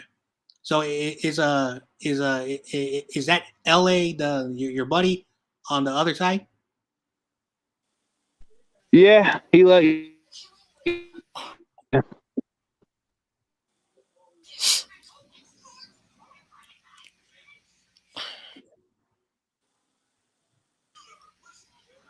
Hello, CG. You there? Damn. Yeah. I guess he cut out. He cut off. Well, for all the LA Laker fans, Warriors. Lakers. Because I think I'm the only Warrior fan out of all 3. I wish Tommy was in there. Mm-hmm. You know what, man? I'm starting to realize certain content creators are just only trying to go into mostly others, bro. They try to, like, I get that they have their own favorites, but at first they used to be all around my channel, but now it's more like they're going their own different ways without even, like, saying hello to me like they used to. I get, maybe they're just not interested in watching me like they used to. You know, like, hey, like, I had already 4 shows that I had to do on Monday. I was trying to get Jay in the Bay. He said he works during the daytime. What's his I name? try to get First Takes. I try to get first takes, but he always comes up with some other schedule because he's busy. I guess that's And then understandable because he works a wanky schedule. But I don't know. Maybe he just has his own plans with Jay in the Bay. He likes to so hang out with him a lot, so bro. It's crazy, first but it's takes, all good. first takes. He says he works, and I Yep, said, he hey, all does. right. I get that part. I get that part, but he's got his own schedules with him and Rob Shu, and it's like, okay, bro. I was trying to see if I can get him on my show, but So seems to me he's pretty booked, so I don't know. so while yeah, so he works and he works East Coast time, so it's very Yeah, different. So definitely, I definitely understand understandable. that, but everybody else that I know, who wants to work with me, they're doing, like, like what's going on. But so I have to probably change what I'm gonna do for the Mondays for the rest of the season because I would like to have people on, but I don't want to have the same people on every single week because then I want to get different people and different points of view. So Why not you just get regular Niners subscribers, like the regular followers, like somebody like a Roberto or a Tommy? yeah, but it's my schedule, so I don't know if it's gonna work for them. So I'm at pretty the end of sure it could work. Maybe David might want to go in. yeah, David has never Yeah. He might I'll, want to at some point. I'll go in if you want. so that's about it. Now like I said, I don't have Twitter. It's only Instagram or my email. So if you're not emailing me or you're not Instagramming me, then I have to look for somebody else. So I want to say Okay, it. I got someone in mind. I got I mean, Roberto, don't you have a Twitter? No, but I No, gotta. no, no, no. I mean Instagram. Yeah, I got one. Okay, look for John Jay on Instagram. Okay. Okay, so like with the H or no H. It's 49ers Ultimate Report on Instagram. Oh, okay, cause yeah, Yeah. it depends if I know your name. Yeah. I'll try to look for you. Yep. So Yeah, just Yeah. look for at Ultimate Report or 49ers yeah. Ultimate Report, and then John So Jay pops up. so like I He'll Okay. show said. his face on there. He'll show his actual face. So anyway, Okay. I'll try to look for him yeah, tonight or tomorrow. yeah. So anyway, but at the end of the day, I am still gonna do what I need to do. And like I said, people are welcome, but like I said, it's got to be my time, and there's certain stipulations, for the way I run shows. Because when I run shows, like when I goof around on YTC stream and I'm on here, I'm a goofball. I'm a goofball. But when I'm on my channel, I got to show the viewers, a little bit of what 49ers Ultimate Report is: reporter, opinionist, analyst, and of course the fans. So And like, I can express anger and frustration, and that's how I am too as a fan. and also that's the reason why Butters, when I said if you want to come on my show, and everyone was telling me no, then Butters, decided to to be a little bit, how he is. It's not a bad thing, but I said, hey, you need to be a little bit, of the core. So then he started to, be a little bit insulting, and I don't think he meant it that way, but he was a bit insulting. So I had to let him know that careful who you're talking to, because John Jay may be a nice dude, respects everybody, but John Jay, has in the past, lost his mind and went off on some people because that's who John Jay was. But John Jay's trying to live a more boring, quiet, existence from, because everyone has had those moments where they've lost it, and so. But I'm not trying to be that type of person like I used to be. So that's the reason why I Did try. you have your moments? Did you have your moments with other content creators besides quite a few others, or no? No. I have no issues with no content creators. I'm saying that in my personal life, I used to be a bad dude. To be nice, I'm not gonna say what really happened, but I've had my moments in life where I was not a good John Jay. So now I'm living a more nicer life. But Butters thinks that I'm a fake and I'm not, for where I'm really from. He would at me a little bit, and like I said, I know he wasn't trying to be insulting, but and that's the thing, why, like, there are some people we were talking about him, but that's a different story. But like, how would you feel, CG, if someone said, "Oh, you're not from Fresno, you ain't no Niner fan, you're fake, blah blah," like you're not gonna like it, because someone's attacking your character, and you've told me this before that there are people that have already attacked your character. So that's what happened.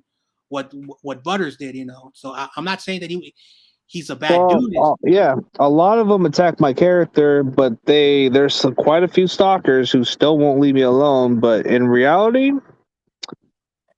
man, I'm not actually from the city of Fresno like they assume it be. But I just live 12 minutes down the area. But yeah, I guess you can say, yeah, I did live in Fresno for at least 15 plus years, but I moved down Clovis, so it is what it is. Yeah, so yeah, so it is what it is. Like for me, I've grown from doing childish arguments with people, because you do have to grow up eventually in life, and that's just how it is. Anyway. Oh, Corey, man, look at Corey. What's up, Corey? I know Corey Davis is angry. What up, Corey in the house? What up, man? Corey, I know Corey's angry. He's like, oh man. Corey Davis for 3. He's like, I don't feel so good. That's how he talks. I don't feel so good. He always talks like very relaxed and calm. I like Corey. Yeah, he's a chill guy. I like him. He's a chill guy. Yeah, I'm not really sure what's going on, but I don't think I can receive any monetized with the strike because I got like a 1 strike. Oh yeah, that sucks. Yeah, you're screwed. Well, they say I have to take a copyright class, but it's not going to really make a difference. Pretty much means I'm out of the. Mm-hmm. So that's why I kind of just want to start off from scratch, anyways, and start with something more different, so I can get more of the followers. Yep. I want to get more followers. Like if you look at the other channels, look at Rob Shu. He's getting more followers. You look at guys like there's quite a few others. But they got a lot of followers because they have Twitter. Remember, you grow fast when you have Twitter. I don't have Twitter. That's my mistake. But I choose. Well, Twitter. But I've grown everything organically without social media. Like when I got 750 subscribers, I created an Instagram because I don't like typing because I'm not a like a typer. So I like posting little 1 minute videos on Instagram. Well, you can't. Well, Tommy. Well, I don't think I can, bro. I'm on strike. Yeah. Tommy, he's screwed. When you get strike, you're done. And if you don't have what's his name, Norcam, he has a sponsor. So he can still make money, and other content creators, they have sponsors and they have like those those companies that pay them. Yeah, but I'm not allowed to post videos. Like I can do live streams according to what the situation was, but the video got considered copyright strike or some shit like that. CG is why are you on strike? Because of a couple certain videos. Like there was one with a different content, and then there was one with the wrestling content, and then there was the one with a football content, something like that. Yep. The point is, dude. The point is, I can't even get like. Well, no, I wouldn't say in Levi's, but there was quite a few different videos that had a factor to it, dude. I told you. At this point, dude. I told you about all those copyright claims, man. You said it was no big deal. Well, it's catching on to me. It's catching on because a lot of stuff is starting to catch. Like now that I think about it, I'm only going to probably have this amount of time left before this channel gets taken down because it's already on a 2nd strike. So there's no way I'm going to. Like I guess for this situation, I can't post videos within 90 days. Like I could do a live stream for whatever reason, but since the video didn't have no copyright on the live stream, it won't affect the live stream. But the post videos, it won't. So I can't even post a video within 90 days of probation or some shit. Mm-hmm. Yeah, Yeah, that's the issue. One strike it might have isn't been the bad, but music. I guess that Yeah. one strike gives, but the one strike, I think you only get like a 90-day probation or something. That's what I'm getting. So did you get But a that's warning? Did you get a warning or did you get a full strike? full strike. Yeah, so you're screwed. I have a warning, meaning that my next one is 2 Oh strikes. yeah, that's So bad. so I cannot use anybody's material. So now I have to be really careful how I upload stuff. And I I have mean, to go. before that, I was able to do that, and nobody would have give a shit. But now that quite a few videos have popping off every now and then, Mhm. now some of them are getting upset. But before that, they didn't give a shit, bro. The moment you get the views, that's when they give a shit. But now that I feel like I'm just gonna go organic, fuck it, bro. I can't take chances anymore. And forget about getting Twitter videos, bro. It's like, yeah, it may be good for your channel, but dude, it's not like how some people look at it. Like when I met Brian Young, that was organic. I came to him personally. Some people wouldn't have the guts to take a video like that. Fist bumping Dante Whitner, that's organic. It's not like a regular video like he does on his NBC Bay Area thing. Yep. I mean, I get the part of, yeah, you want to build your content with Niners stuff and all the videos of the players. That helps your channel grow. But do they really subscribe to your channel, or do they really just subscribe it for the hell of it and they don't even watch it? So now, so right now, like I have not been on YouTube for 1 year. Basically, next year will be 12 months, and in January will be 1 entire year that I've been doing YouTube, and I've grown organically. I've done it without social media. Yep. And I somehow got Steve Weich.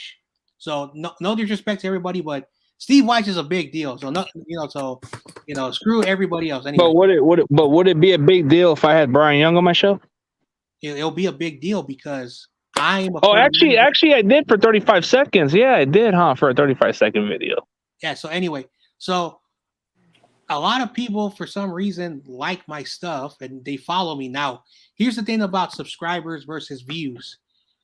Some people think if you have 1,000 subscribers, you're going to get 1,000 views every video. That's not true.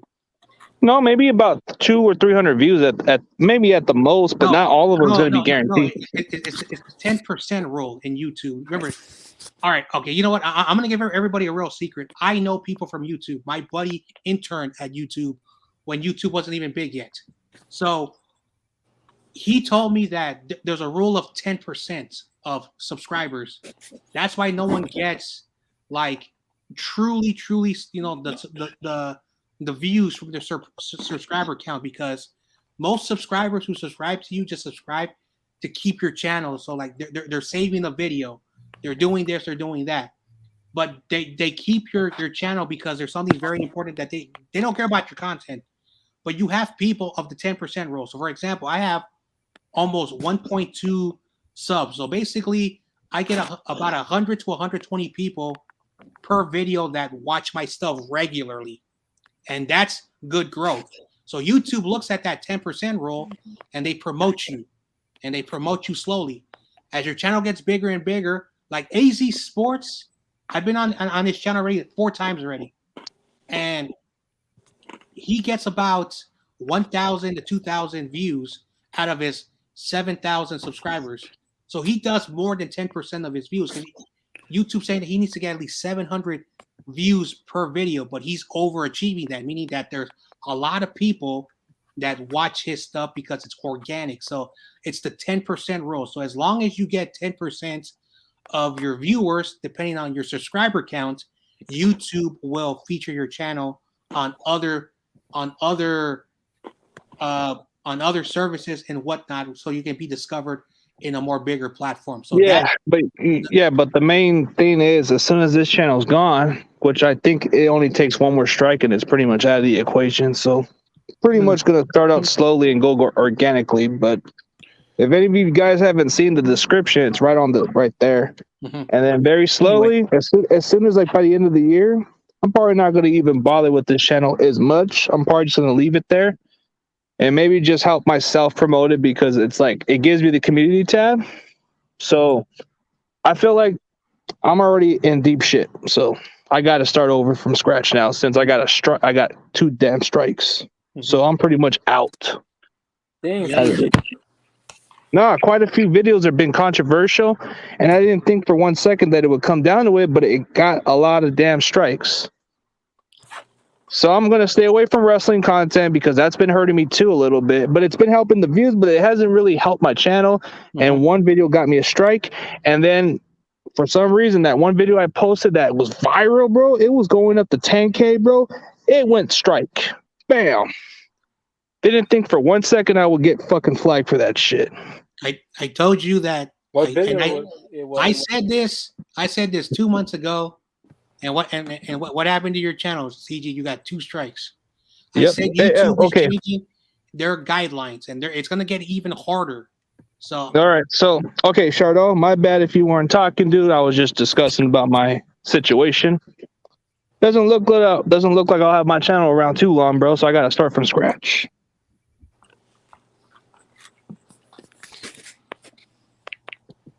What are you gonna say, Shardo?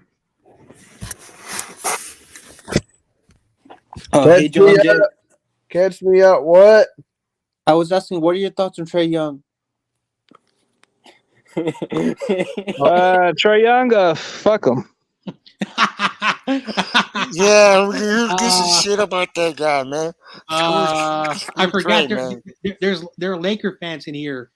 Boo, man, boo! The Atlanta Hawks suck. Yeah, I don't like the Hawks. Screw the Hawks, man. Warriors are better than the Lakers. Warriors, they're better than the Lakers. You know what's better? You know what's better for the fresh start is the fact that I don't even have to worry about these possible strikes on this channel until I finally get into the next direction. So there's no pressure for the new channel because I don't expect it to grow as quickly. I probably, if I can get within 200 or before the end of the year, then I'm okay with it because I want to low key build my shit organically and then low key just get the amount of audience that I want to get. If I can get up to 40 people watching, then that's a good accomplishment. Travis Berg. I've seen a lot. I didn't see Travis Berg. What's up, man? Forgot to say what's up. Oh, yeah, he's been around. Oh, my bad. That's my fault. Sorry for the super chat, dude, but I'm on strike, bro. It won't even let it be. Like, I guess the membership is still there. Wow. What am I? 2 videos got strike, and I didn't even see it coming. What 2 videos? Was that Dak Prescott video, CG? Quite a few different videos were flagged. One of the wrestling videos with it had to do with a Jim Cornette video, and I guess for some reason one of them got considered a flagging part, and then one of the other videos that I did a day ago or two, the Fresno State one, that one got flagged. That one was actually at 10. It was at a 10,000 view, bro. Wait a minute. The Fresno State fight you posted got flagged. It got taken down. Yep. That shit got taken down. Dude, I was going what was out there, bro. You can download anything, but I guess people don't understand. They got to make sure to keep it all in, bro. I was just going with the flow, but now that I see it, I never before I would do something like that, and they would never give a shit, bro. But now that they see that my video is kind of hitting off, now they're going to do something about it.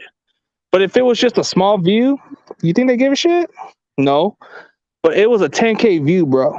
Well, the moment I was at the game, bro, it was at a 10,000 view, and it wasn't even. It was like 11 or 12 hours, bro, and it was already at 10,000 views, bro. That shit was popping, bro. Oh, so Fresno State is NCAA property.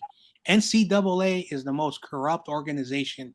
They don't want to see any of their college logos without your permission, and that's why, college sports had to start to pay their athletes because of all the. Oh yeah, I guess maybe that, but then it had to do it. Then it had to do with somebody who recorded it too. So I guess that's what happened. But I didn't even notice. I thought it was one of those college stuff, so I just took it.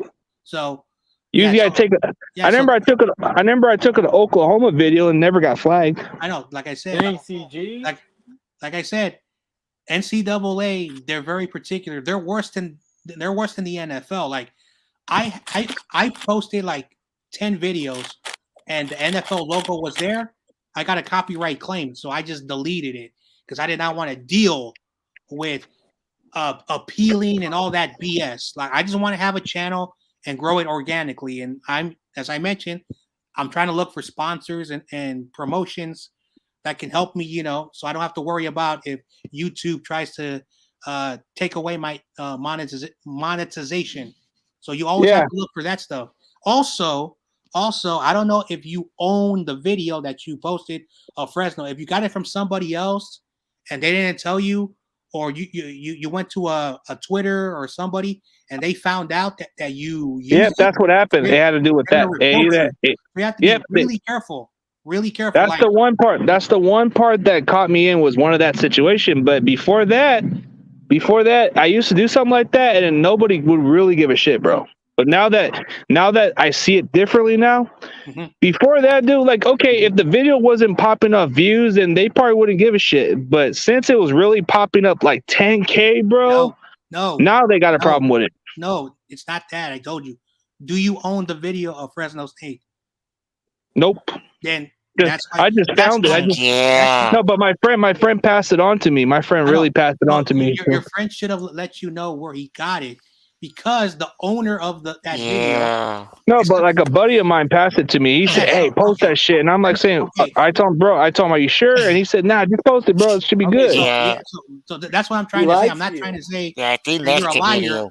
I'm just trying to say that if the owner of the video sees it, they're going to complain to YouTube. But the same thing with the NCAA. So, like I said, it's either the owner who found out, or the NCAA saw a Fresno State Bulldog logo on someone wearing the shirt, or maybe when the camera pointed it on the. It had to do with the owner. It had to do with the owner or somebody who put the video. So that was pretty much it. That's pretty much what. And the wrestling video, the one you say you got to strike, Vince McMahon owns the rights to all WWE videos. Those other channels that are able to get the videos and put on, they probably know someone that works in the WWE, so then they can get the fair uses. That's why back from 2006 to 2010, you quite a few of them been quite a few up all music videos and all videos and all the music. But then when this company called VEVO, they bought all the music and they put them on their YouTube page, and it shows you that's why all the content creators from 06 to 2010 were all wiped out. And then all these podcasters basically flooded in YouTube, and now the money, so that's why other channels are very protective, because they don't want to lose their cut. And YouTube is and excuse my language, is a shitty ass fucking business. If you're a content creator, you got to conform to YouTube, and it sucks. Anyway, my bad. Yeah, because I never saw the video again. I'm like, what happened to the video? I'm like, what? PG, you gotta be smart. Well, if I could figure out ways to avoid it, but I'm not going to take those chances. So that's why I'm going to start from scratch. So I know some people are kind of upset that a lot of this shit kind of went down the viral, but doesn't look like to me. I'm not going to. It looks like they're already making it more to a serious matter, to where I can't post videos within 90 days or something like that, and I won't be considered monetized at this point. So even though some of you guys got the membership, I'm not allowed to even put it as a monetize on the stream. So that's the only reason why. And then, it gives me enough time to at least restart the channel and then start to do things a little differently. Because now that I look at it, a lot of you guys kind of had a good point. And for me, for some reason, I could be stubborn and not give a damn and not listen. I don't like to listen to people, but there's a time where I might need to listen to everybody else. So guys like John Jay and quite a few others like Pioneer, you guys are straight on about what you guys were saying, and it caught on to me. So I gotta stop thinking of other ways. I gotta think of better ways to. I mean, I don't want to do these Twitter. I mean, the Twitter videos seem all good, but the only way they allowed you to keep them is if you put like a non-copyright music, which is library, and you won't get a copyright claim unless you appeal it But even a copyright claim is not considered a bad thing, you know? Yeah, like well, anyway, you know what? Just so we can end this conversation because I don't think this conversation is gonna. And basically, it happened. It's a learning lesson. And now just see it. Well, Just be like that. well, now I just know better that if I see something, I got to make sure to see what's going. Well, see, I guess maybe for future reference, if they were approving it or being okay with it, if I found the owner of the video and he said it's fine, then he probably wouldn't mind. Probably wants the credit. Probably would be the better way to do it that way. Maybe that's how he would. I think that's what he would have preferred is maybe giving him credits for it or something like that. Because usually those content owners want credit, but I'm not going to take credit. I'm not going to get. I just look at what's going to pop off, and quite a few of them that I had in videos were viral. But usually when I find video virals, it usually comes out pretty good. But for this situation, I guess one of them was smart enough to pay attention or see what was going on. All it takes is one individual who finds out, and then eventually you start catching on. You know how they say, you know how some people sell bootlegger videos and they get caught off by the cops at some point? That's what happens. That's what the incident seems like. Don't you think that's like the incident? Oh no. I have people in my personal circle that sell those businesses. I call them that businesses. No, but that's what happens, bro. You know how those are. They'll sell movies, but it's like they're not really selling the actual brand, but they're just taking it for. Well, if you want to have a private conversation about that situation, I'll let you know my feelings about it. But yeah, that's just how it is. Because like, if you get caught selling, movie merchandise that is not out yet, or that's really considered that it's kind of exactly the same way of what I was doing in a way. So, but I'll be right back. I got to do a quick round check. You guys keep it going. All right. But let's put it this way. Let's put it this way. Anyway. Yeah, I guess I didn't know. But guess what? On the bright side, I'm going to start fresh and start a new channel. So that's going to be the good thing. But if any of you guys haven't really checked out the recent channel, I'm going to start launching it up and maybe hit it off a little here and there. But I'm not going to post much videos like I used to. CG, it's kind of like piracy. What? Like when you take a music and you don't get permission, your content gets pirated. No, they call it a copyright. Like the music can be copyright. No. He's saying that back in the day, the word piracy was basically using any type of content was called piracy. You would illegally download it from certain websites, and that was called piracy. So basically, I know what Shardal is saying. He's saying that what happened in the situation, it's known as more like piracy, stealing. Yeah, internet stealing. CG, that's John Jay. That's exactly what Josh Mango did. That's why he wasn't able to air any more 49er games because he was downloading illegal material and airing the Niner games, and then he got flagged. He's not able to do that anymore. All right, I'll be right back, guys. I gotta do a quick checkup. Josh Mango got in trouble because he was illegally downloading content and then airing it for the watch parties for the games. He's not able. Josh Mango's not. He's not able to do that anymore. Yep. He was illegally doing some stupid stuff, and he got caught for it. So he's not able to do it anymore. And Grant knows about it too. Because Grant's knows everything. I mean, everybody. He knows I'm not sure why. Is it kind of illegal? He probably didn't. He probably knew that it was illegal, but he just did it. He was trying to get away with it. Yeah, people do that all the time. I know. Basically, I think we all might know that neighbor or someone that does certain things like that. Like I said, the internet is a new world, and if you've never been to the underground, internet, there's a lot of things I would not recommend you, hanging out because it's not something that you want to do. Like I said, John Jay is 31 years old. I don't know is if anyone's older than me, but I've been around a lot and I've seen a lot of things at a very young age growing up. I know about the white collar, blue collar, all that, piracy. I know a lot of that stuff.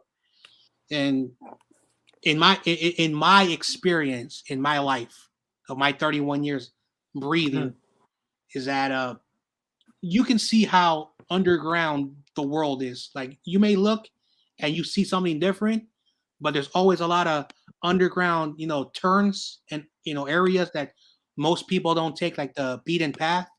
And there's certain things that if you discover them, you will look at the world how John Jay sees the world. So I live cautiously because when I was younger, like I said, I got myself into my sort of troubles, but luckily I was able to change my life. And like on YTC, I spoke to Joneth and all those other dudes, so yeah, like I said, like always be like, if you see something like on Hollywood, like some like type of like criminal organization or like some bad people, think about it in real life. It's probably much worse than what the movies in Hollywood depicted.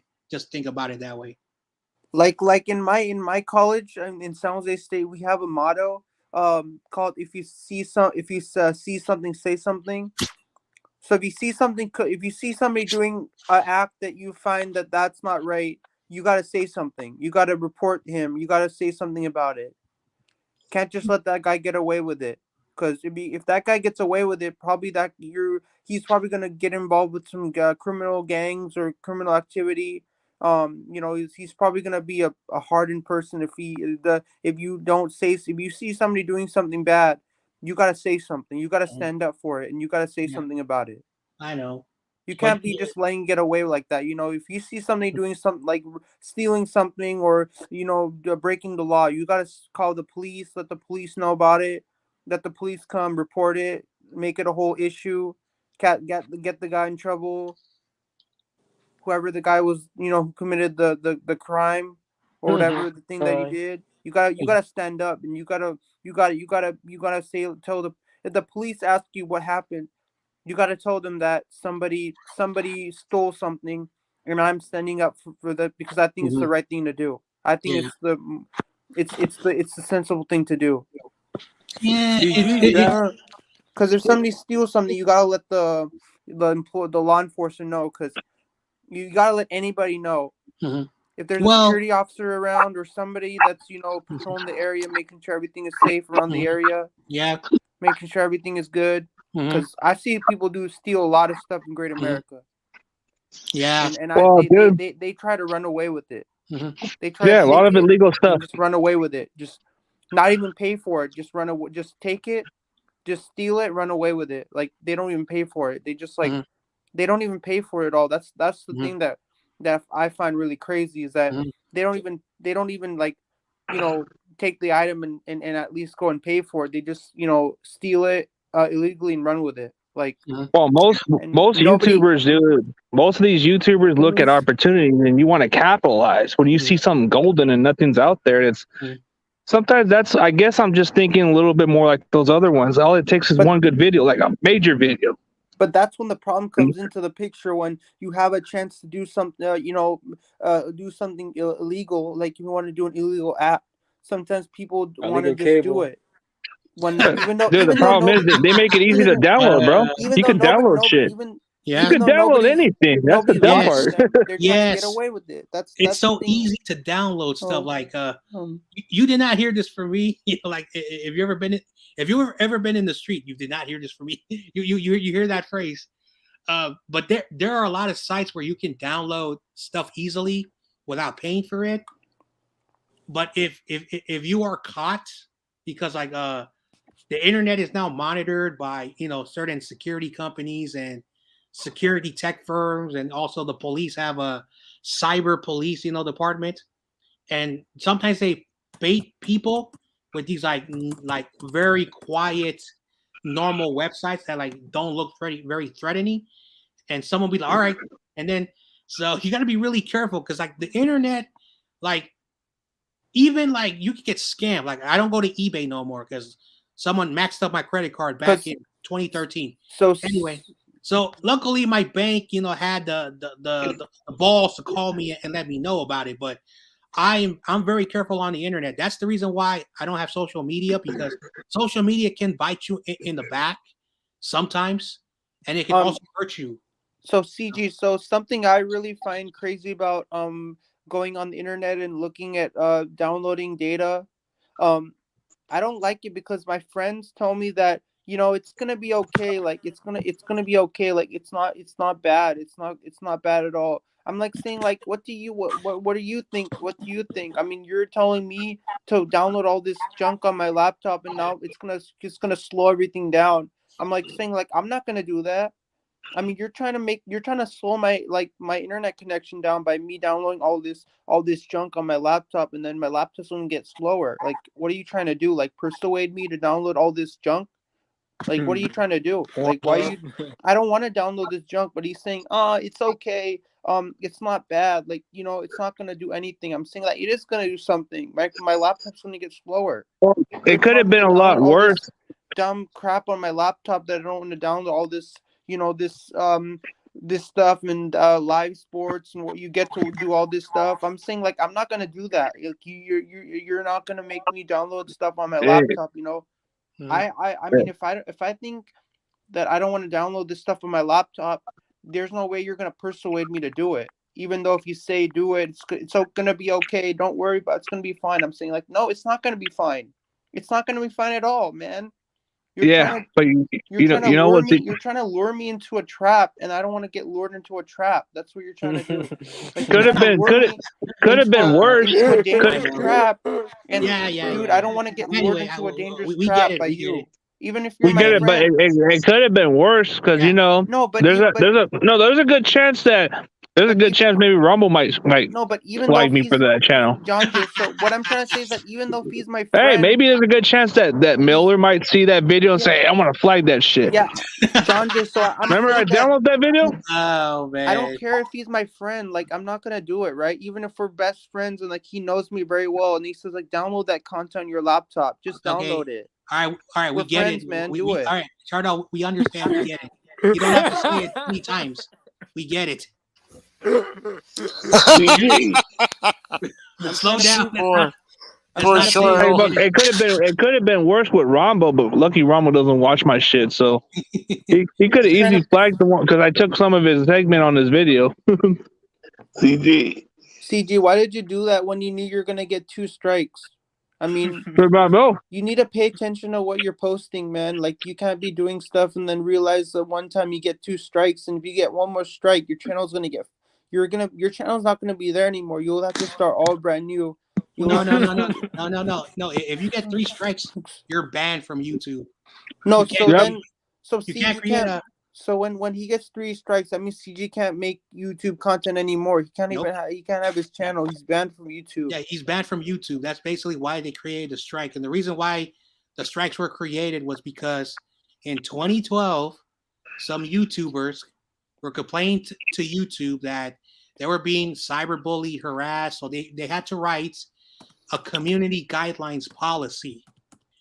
But then in 2016, 4 years later, they updated the new rules because of the political channels. And, I hate talking politics, but thank for those political, civics people who started to bring politics into YouTube. And then YouTube decided to censor channels like that because they don't want you to speak politics. So you're seeing how, YouTube is basically dictating, follow the rules and we'll leave you alone.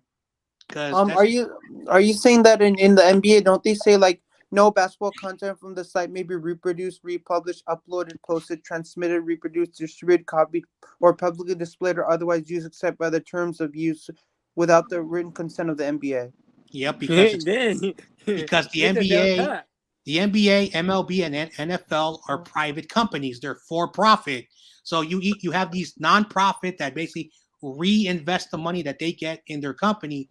Profit is where they're trying to make more money so they can grow a business and basically pocket for investors and the people up at the top of those companies. That's why these companies are profit companies. So And don't you also and it also says like it says as previously mentioned, you will need permission from the NBA to use the NBA logo or other team logos. Yep.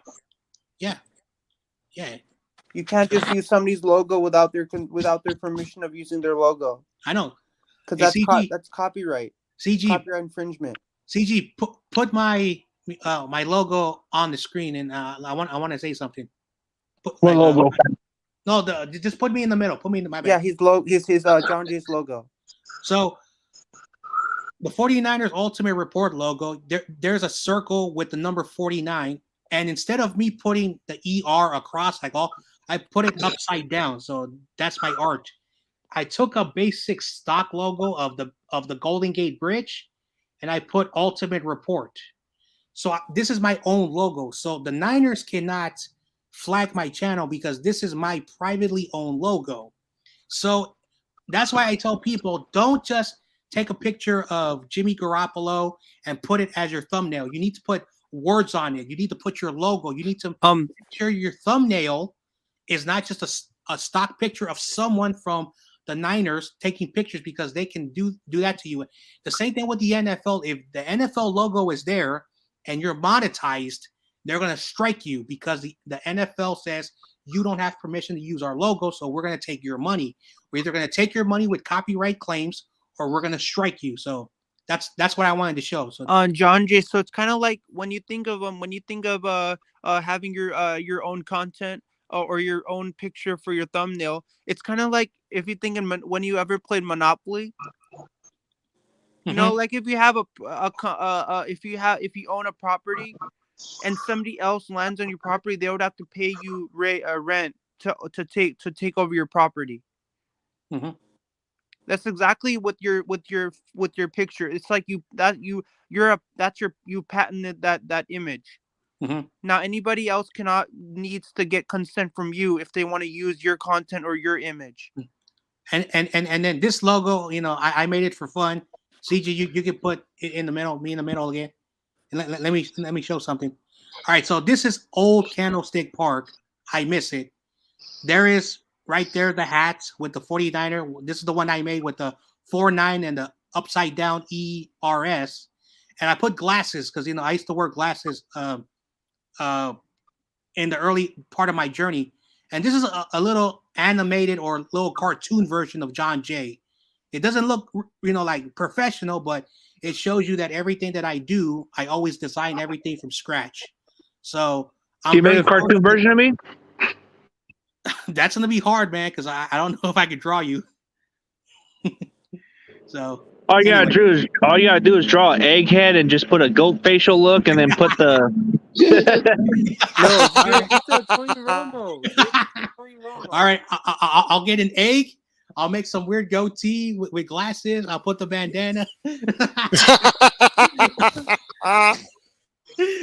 Hey, how'd you do First Takes? How'd you do First Takes logo? That's not my logo. Or did he do it? Or did he do it? I thought he gave you credit for it. No. He went to this designer. I'll show you the link of the designer, and he paid for it. Yeah, the logo was dope. All right, give me a moment so I can find the designer. Just get a picture of Tony Romo. CG. Man, fuck Tony Romo. CG. What's up, man? Even though we lost, did you enjoy yourself at the game yesterday? I mean, like for me, I can't. Be quiet. I can't believe we lost. Good. Okay. Hey, Shardo, you can talk after I'm done because he was answering me a question. Okay, if you take away the defeating game, I gotta say the Brian Young experience, meeting him for a little bit, was the fun time. I think that was the best time that I've ever had to enjoy the entire day. The tailgate was fun. The Brian Young experience, meeting him before he went to the ceremony, was the best time. But the outcome was terrible. So I did live stream the game, and I guess the stupid ticket people kind of mistake me at the damn seat, so I had to move up to another side, and then they finally got me on the right seat. Freaking dumb people. Dumb ticket. The tickets are stupid, bro. The app screwed up, and I had to re-open the app shit, bro. It pissed me off. All right, so this is where First Takes got this website. Okay, so what is Chardell gonna say? Yeah, go ahead, Chardell.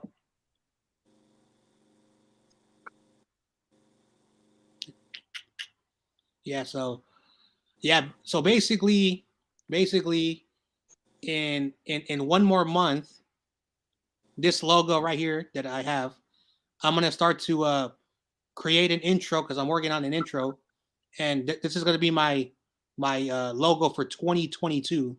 And like I said, when you have a YouTube channel, you have to like evolve, like these roles, because if your channel is still like boring and the same, you know, so you want to grow your channel by always having new stuff, incorporating your fans, caring about them, and then when you have all these cool logos, you could do what First Takes did, and he has his merch. Let me show you the website that he's using. It's free, so I'm thinking about maybe using that website. So let me get Yeah, that I up. mean, the way he did his logo was pretty tight. I was thinking maybe you might have done it or he got it from a website or something. He got it from a website or a company. Hey, dude, I should try to make a logo of me and Brian Young just shaking hands. Oh yeah, I would buy that. I would buy that. Because but dude, you don't ever want to go. You should have went to this game, bro. This was the day they inducted him, and the funny part about that story, like I said before, I was just going to the store to buy some gears, and that one dude's cousin, he had a good sense of who Brian Young was, and his cousin said, "What are you doing?" Like he was talking a little bit in Spanish, a little bit like the way he was talking, like, "What are you doing, eh? Como What are you estás, doing?" amigos? Yeah, he Como said, "What are you estás, doing?" amigos? And then he told him, "Hey, dude, I see Brian Young." And then his cousin said, "Dude, we're not gonna get him." And then I told him, "Dude, I told this guy, hey, hold on a second, I'll get him." And I just snuck up, bro. I snuck up like he was gonna get the quarterback, And he was like shallow, bro. He was surprised because I said his name, and he kind of shaked off like, "Hey, who called me? Who called me?" And then he was Anyway, nice enough to talk to me. yeah. So basically, this is where First Takes made his logo, and then this is his merch now. So he has a merch. Matter of fact, I should put that video up there, man. I should put that Brian Young video on the stream so you guys can enjoy it. Yeah. So First Takes is starting to business Do his out. own thing. He's starting the business out. Like I said, all these guys, they're starting to get merchandise. I'm taking my time slowly. I'm not going to be, like I said, I'm not doing this for the money. I just want to do this because I enjoy the 49ers. But eventually, I as I get closer to 2023, I want to see how my channel, continues to grow. Because at the end of the day, I'm not going to be on YouTube for 10 years or 15 years. I want to do this for like 3 to 4 years, grow a brand, and maybe start up a little like NFL type of like with your context, like a little version of like those ESPN channels, but having the organic fans versus people that make $50 million just to talk sports. So that's the thing that you want to do, grow slowly. Have a business plan, because like YouTube, once you get that 1K, the sky's the limit of what you can do with a channel. And they don't want to tell you that. Like, all these content creators are going to lie to you. Oh no, do it this way. Do it this way. No, man. YouTube told me once you get 1K, you have a brand. You're verified on YouTube. It's like in Twitter, you're verified. In YouTube, 1K is you're verified. So it's a badge of honor. And for me, I'm verified on YouTube. So I'm always blessed. And I got more people following me on my Instagram now. I'm getting a diehard following. I'm getting bigger donations, which is really good. Like an Oakland Raider fan last week or the week before gave me, I think, like $10. So it's nothing. Which one, Travis? Yeah, Travis Berg. Shout out to Hey, him. he's a good dude. He's always giving in a good way. Yeah, you know what I've noticed about it? Like I get that a lot of them grow their channels differently, but have you noticed how like some of them have their amount of followers? It's not like it's bad, but you would think for a second quite a few of those other content creators should have more than like maybe a few people watching their channel. If you have like 6K or 5K, you should at least have 20 more people watching you at least. Well, it doesn't. Like as I mentioned, is the rule of 10. Like you have your opinions. I will always respect them, but sometimes you have to understand what the facts are. to understand it. And like I said, like I don't want to sound like the Beast Rider, but he says, oh, no one's wrong, but you're wrong. Basically, it's very simple. Like this is the information, this is the facts. Whatever you want to interpret it, it is what it is. But just because, as I mentioned, like Rumble has 27,000 subscribers. People follow him no matter what. He has 200 people watching his stream right now. Why is not all the 27,000 people watching it right now? Because it's the rule of 10. So it's a reality that you're not going to get all your subscribers watching. But some people think, oh, I have 100 subscribers. Why am I only getting like 5 or 4 people watching? Rule of 10. Rule of 10. So even with my 2,000 subscribers before, I was only getting 6 or 7 of people, bro. Yeah, so that's not good. It's a reminder, like I said. Like I know it's telling me to do better, because if you look at other content creators, they got maybe about the same amount of subscribers, but they get 100 damn people watching them. You go figure. Well, that means that kind of makes me feel like it kind of makes me feel like they're more out there than me. I don't know. I just don't like the fact that I got to be the one that's not out there as much. Well, you so I think I gotta switch it up. You can't compare yourself to everybody, because like this is the thing. You know what? I'm taking the gloves off, and I don't care if you get mad at me, but you want to be me. You want to be Jay in the Bay. You want to be First Takes. You want to be Grant Cohen. Number one, your name is CG Ruthless. Your name is not Grant Cohen. Your name is not John Jay.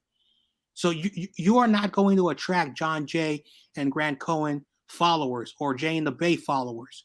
You need to grow your own fan base who loves your content.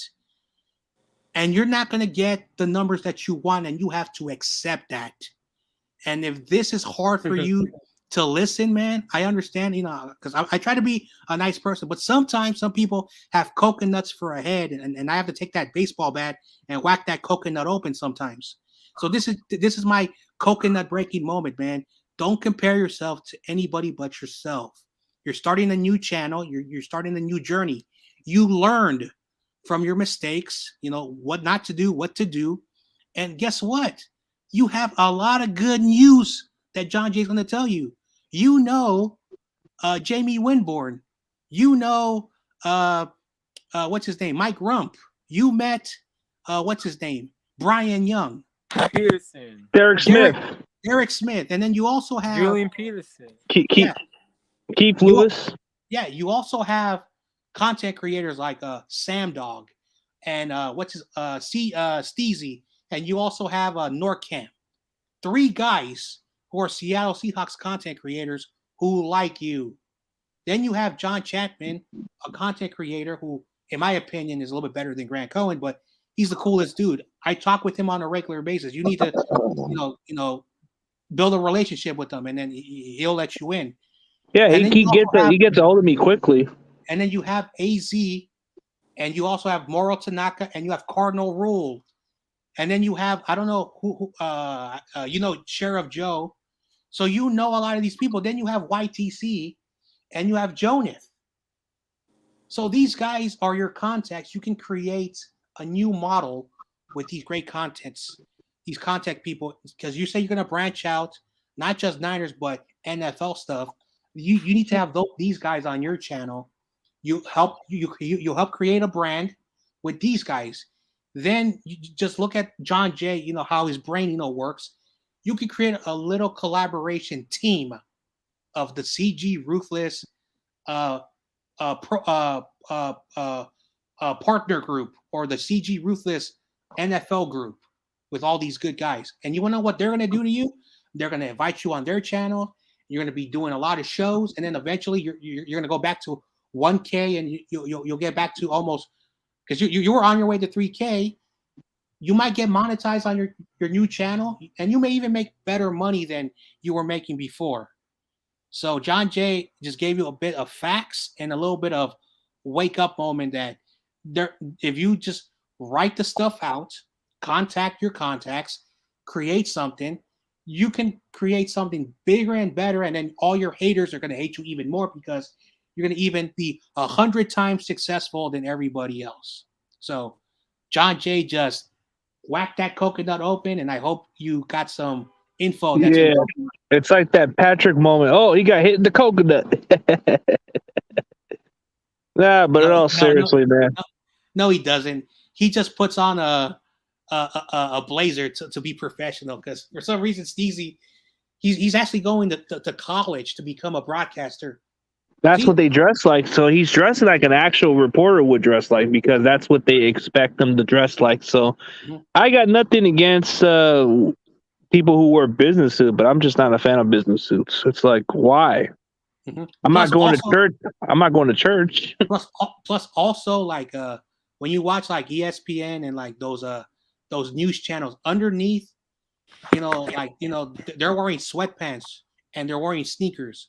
So when the camera is on commercial, they're walking around, but all they have on is like a polo with their microphone and the blazer.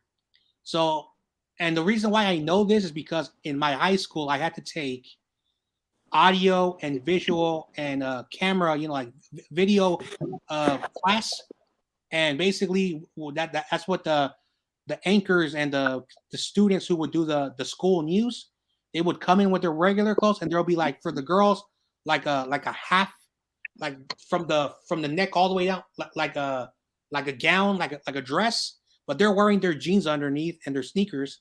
And for the guys, there's like a sweater, like a custom sweater type of suit that you could just like put on, like it's not a real suit. So that's what they do because you have to look professional. But that's a little secret that they're not going to tell you. I bet you Grant Cohen, when he does his things, I think from the bottom down, he's wearing his pajamas and some slippers. You never know, man. You really have a dislike for some reason. Dude, that's not a dislike. That's an observation. Okay? I know that's like you have your Vince Russo, bro. Like you know how Jim Cornette, like everybody has their Vince Russo. You have your Vince Russo. Listen. All right, I'm gonna say this on your stream one time and one time only because I don't want to repeat myself. I don't hate Grant Cohen. I don't hate him. I bet maybe the dude he secretly likes Jimmy Garoppolo, but because he wants to get paid, he says a lot of mean stuff so he can get paid. But I bet you, like when he's not, recording, he probably is not who he is on YouTube. Because, like I said, a lot of these people, like he's a shock jock. I don't know him personally. Maybe he does hate the 49ers. Maybe he enjoys trashing the 49ers so he can make money. But I don't hate the dude. The point of the matter is that you never know. Is he really wearing a full suit? I don't know, but you never know. I mean, I think a catchy style for I think a catchy style for me to be more innovative is to dress up like the way I was dressed up, but dress up more like I'm going to the club or something. That would be more of a style. Some people even told me that should be a style right there. That's what you should dress like. Like I got one of these. What is it? The one from the store where it makes you look like you're going on vacation or something. Like those guys that go to Hawaii or something. I can wear something like that. Nah, man. Hey, listen. I went to those Catholic schools. I had to wear a uniform. I don't like dressing up. I like to wear my normal clothes. Occasionally, like I would wear like maybe some nice, decent slacks, some nice sneakers, like some nice, presentable sneakers, and like a polo shirt. And I will comb my hair, but I'm not like a 100% suit type of person. That's not me. But I like wearing jerseys if that's the style. I mean, I know some people don't like wearing it for professional, but I like to wear my sports gear. David Manu, what's wrong with wearing a skirt? Oh, I forgot. I forgot. The LA fans, I'm joking. No, but I mean the suit, bro. But some people like style for some reason. Maybe that's what people look in content creators. They don't want to look at some regular guy who dresses up like. I guess I kind of dress up like I'm just normal, and that's not what people tend to watch. Like, if I dress up more like the way I was dressed up like before, I remember a time I was dressed up wearing like a Scarface shirt, like not the shirt, but the kind of like a shirt that Tony Montana wore, like something like he was going on Paradise or shooting somebody with that shirt style he was wearing. And I had the bling on, and I had the sunglasses, and I was talking more catchy. I think I had about 20 people watching it a while back, and it was like they liked the catchphrase how I was saying, you know what? This is CG. You want truth? You want the truth? You'll get the truth. That's So I funny. guess I was being too much of a gimmick, so I guess that's what kind of made me just back off of the gimmick. So That's funny. no, that was a one time I did had 20 people watch a while, like probably like almost a year ago or something like that, where it had something to do with that suit I was wearing. But I guess it had people laughing because of the catchy phrase. I was trying to act like what is it, Al Pacino's voice a little, but I was being funny as hell. You are pretty funny though. Oh, you want the roof? You want Ruthless Sports? You want me to be brutally honest? You're gonna get brutally honest. Through the 49ers. When I think of that cockroach, Kyle Shanahan, he's gonna go to hell. I'm just being funny, bro. CG, you use it every time you go on. Then people would say the voice is phony, so it would kill my persona if I keep that voice. I don't know.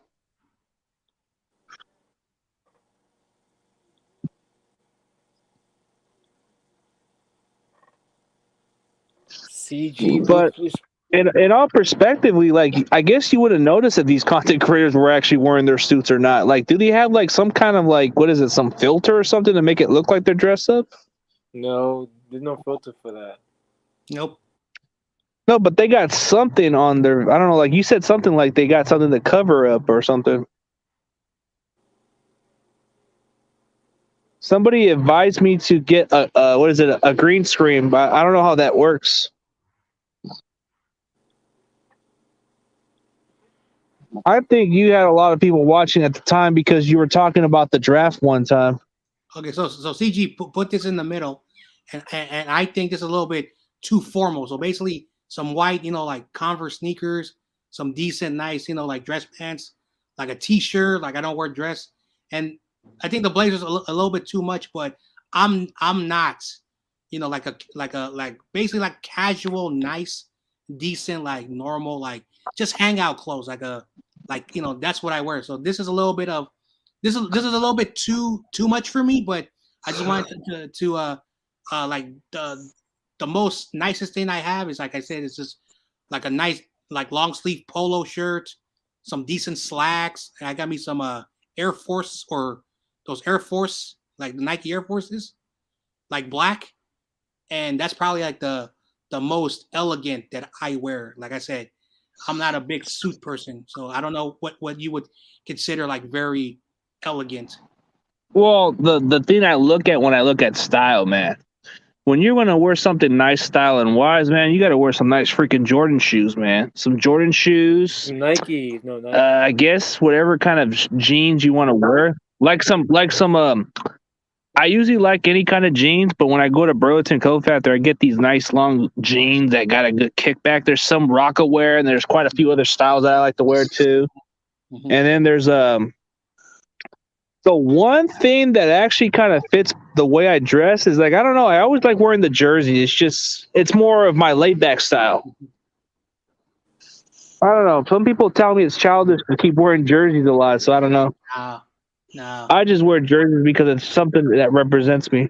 Well, just like be yourself, CG. I know. Well, of course, there are people who, like will tell you that jerseys are childish, but my argument is this. Like I said, I've been fortunate to have really great arguments and really great discussions and debates. You can wear a jersey, if it's like very fitted. Like I know like some people love to wear, like me. I usually have to wear XL. It's a little bit too fitted for me, so I like a little bit looser. So I wear a little bit of bigger clothes. I'm not a very large dude. I'm not very fat. I'm not very tall, but I do like the looseness of clothes. So I always get a little bit extra because over time clothes shrink when you wash it. So like if you wear like a jersey that's very fitted, that fits your that you're able to find something that fits your body, and you're able to wear it with some casual clothes, that's okay. But if you're gonna be like wearing like baggy jeans and then showing your rear end and wearing like a jersey that's like 5 times too big for you, and then you have like these like very like yeah, there's a certain way to wear jerseys. Like my brother's he's a very elegant dude. He loves to dress up, but he says that you can wear like basketball shoes or like work shoes and mix them up with some elegant stuff like casual wear, and that is probably like really good, like casual wear. That's why the casual wear business, because not everybody wears suits. That's why casual clothes, like you can wear like street clothes, and you can like or like country clothes or like out in the country, and you can still make it elegant in a certain way, but not by those rich clothes like those like elegant super clothes. So there are certain ways to dress up, and I'm very fortunate that I have good people around my life that tell me you can still wear like your normal like sports stuff, but you can wear it in an elegant way. So like fitted uniforms, fitted shirts, and you can sport anything nice on it. So that's one thing that I tell people who are not the most fashionable people. You can still wear your stuff and rock it. Yeah. Anyway. Well, the only thing that's elegant of mine to wear as a style is those. The one thing that's old school that some people still don't wear as much as I mean, I think quite a few wear them still, but I still think it's probably one of the most styling and elegant style that I look at. And even though in this generation, I don't even know if they even wear this, but you get one of these Kango hats, one of these Kango hats like an LL Cool J hat. And that to me is that's more elegant, bro. That's more catchy. That's more like you're the player. Anyway, like you're the star. All right. One quick moment. Allen Iverson kick your Lakers butts. No, but I was talking about that Kango, man, that black Kango cat, the one I got in the red Kango cat, bro. That's styling, bro. And I could even put the bling, and everybody thinks it's Run DMC out there. That's funny. Anyway, you think that's a good stuff? You think that's a good hat or no? Which hat? Those Kango hats, the ones with that LL Cool J wears, or Run DMC wears. Oh yeah, those hats from Run DMC.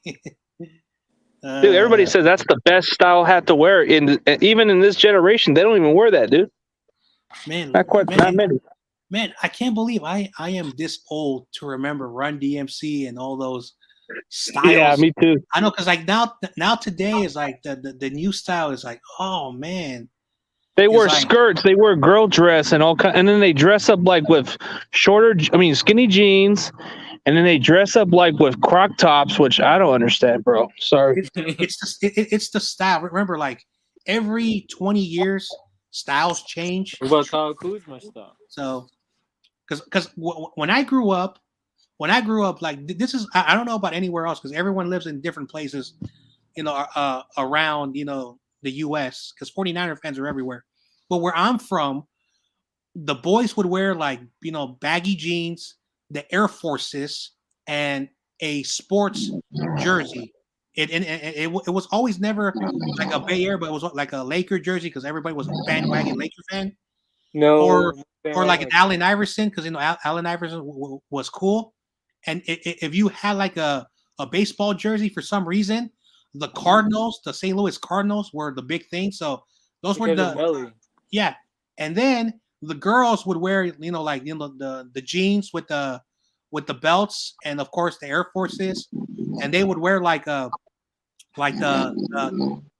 tops, and they had like a type of sports jacket, and that was the style. So, and then of course I grew up in a black community, so that's what the style was. So that's how I grew up, wearing those clothes. So that was my environment. Yeah. So I don't know about anybody else.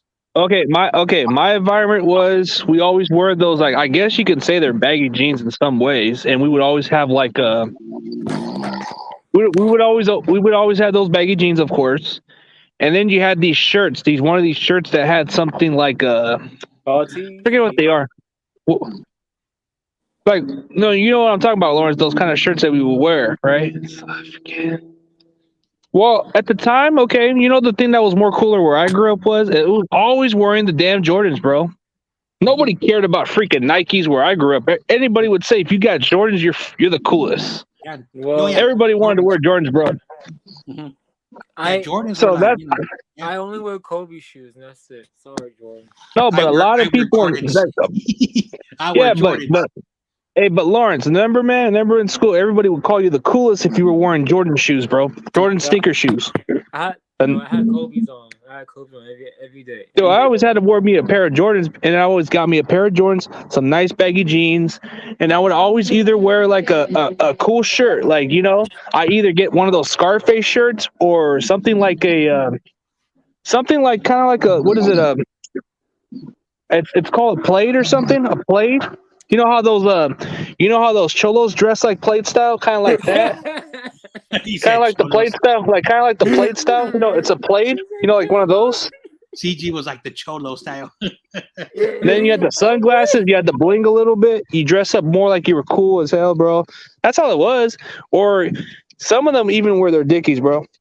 Or wore something called Benz or something called Benz. I don't know if you ever heard of that. It's a gorilla logo. Man, the Dickies and the high top socks and the freaking Nike Cortezes. Nah, Corey. the Nike Cortez was something else, but people Corey. still like no. I'm talking about baggy jeans and you wear like a plaid, like a kind of like a polo, but it's like a long sleeve one. Corey Davis. What's up, man? Hey, Yeah, are you asleep, Corey? Corey's asleep, man. Corey's asleep like the Big Show. It's a big show. He's snoring like a baby. Hey, Corey, we're sorry that we put you to sleep. It's our fault. We're sorry. Are you tired, man? CG, so if you do a new channel, you make sure you hit me up. Mm-hmm. I already got one. Okay, so it's on the description. So it's on the description right here. You look up on the description, it pops up. Mm-hmm. Oh, there's the link right here. Oh, man. All right, guys. I got to go have some dinner because I haven't eaten nothing since breakfast. So but I guess you could say that Nikes and Air Force were cool too. But in some ways, every guy in school that I went to, bro, it would always be the Jordans, the Jordan sneakers. Yeah. That's all it was.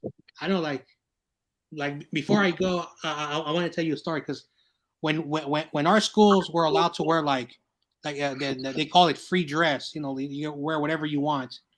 I would always go with because I didn't have a lot of good clothes. I would wear my my discount sweatpants with like a 49er or a Giants logo on it, and I would always have a Giants or a Warriors t-shirt or a Warriors hat or a 49ers or Giants hat. And everyone in my school, and I would have the discount Air Forces because my family could not afford, because our Air Forces were like heck expensive. So I would wear the generic, like those generic Air Forces you get like in Walmart or whatever. But I know, hey, I was poor, man. Listen, I was poor. I was dead poor. Like when someone asked, "Oh man, I was poor." No, I was that poor because even the poor kids were able to afford Air Forces and Jordans.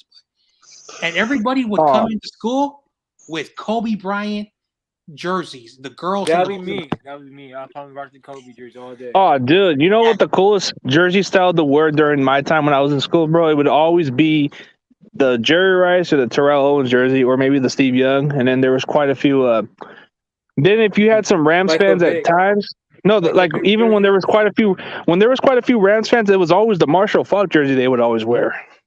So I would always see them wear they would always wear the damn Marshall Faulk jersey, and then with the Raiders, you would either have Tim Brown and Charles Woodson type jerseys. So that's what it was. So for the Falcons, had Michael Vick. Yep, Michael Vick was like a top seller, and even if you weren't a fan of the Falcons, you just like Michael Vick. That's how some of them would wear it. Yeah, me too. So I wouldn't have found the Falcons, but I have Michael Vick jerseys. Oh, sorry guys, I bet. So I'm almost done with my story. So. In San Francisco, we had like these little local churches that would they would get donations and then they would give it to families in need. And so, we went there to get some clothes, and I found an Allen Iverson the blue black Allen Iverson Philadelphia jersey, it fit me perfectly. It was a little bit baggy, a little bit big, and I was so happy. So then the next day we were allowed to wear normal clothes. I somehow found a blank hat, that was like white. So I had a white hat and a blue Allen Iverson jersey, but I still wore like a 49er sweatpants with my Chief sneakers, and everyone was like, oh, because at the time they're like, oh, we're gonna kill the Philadelphia 76ers. And everyone was all mad at me. Oh man, why is Allen Iverson? Because people were so jealous of Allen Iverson. So everyone that day was like so mad. They took their Kobe jersey off. Oh man, we wanted that jersey. Now I don't know who donated that blue Allen Iverson 3 jersey, but I want to say thank you. I don't know if that person's around anymore, but yeah, I cherished that jersey, and I became a fan of Philadelphia 76ers just because of Allen Iverson. But that was something really nice. And I've been fortunate to get all these great stuff, and then over time, when I started working, I started buying my own clothes, my own Air Forces, my own stuff, and my parents were so proud of me because I was so independent. Because my parents, they never gave me allowance or a dime, they never. So I basically became like when I was 13, 14 when I started working, because kids can work. I don't know if there's like programs for kids to work. And at the time, I was making some decent money as a youth worker here in the city. So I was able to buy me my first ever game console. I was able to buy my first ever one of those iPod Touch. So I was like, man, I like my independence. So that's why I was very, very fortunate when I got my independence, and that's the reason why, my parents, even though we didn't have nothing, it's a good reminder that when you're at the bottom and you start to see the hard work, you cherish how the times were, the tough times when you were younger, and you cherish them. So that's basically my long, quick, boring story. Well, that's good to know, dude. Like, you gotta start from somewhere. And man, I hated that you wore that Allen Iverson jersey for damn sure. But oh yeah, I forgot the Lakers. The Lakers suck. Well, dude. Well, before then, before the most popular jersey, yeah, you always had the Kobe Bryant #8 jersey and the Shaq jersey. Everybody would wear that. But dude, I got the 24 Kobe Bryants. I even got the blue one and the yellow version. So I ain't tripping about it. Or you can custom make your own Laker jersey like me, custom made with my name on the back. Anyway. So I should. Matter of fact, I'll talk. I think I might do that. Since I'll probably go talk to Sick to see if he can customize me Lakers with CG Ruthless on the. All right. So before I go, Roberto, this is for you for saying my team is trash. Warriors come out to play. Nah, Warriors suck. Lakers all day. Lakers all day. Right, Lakers all day, man. Okay. Warriors suck.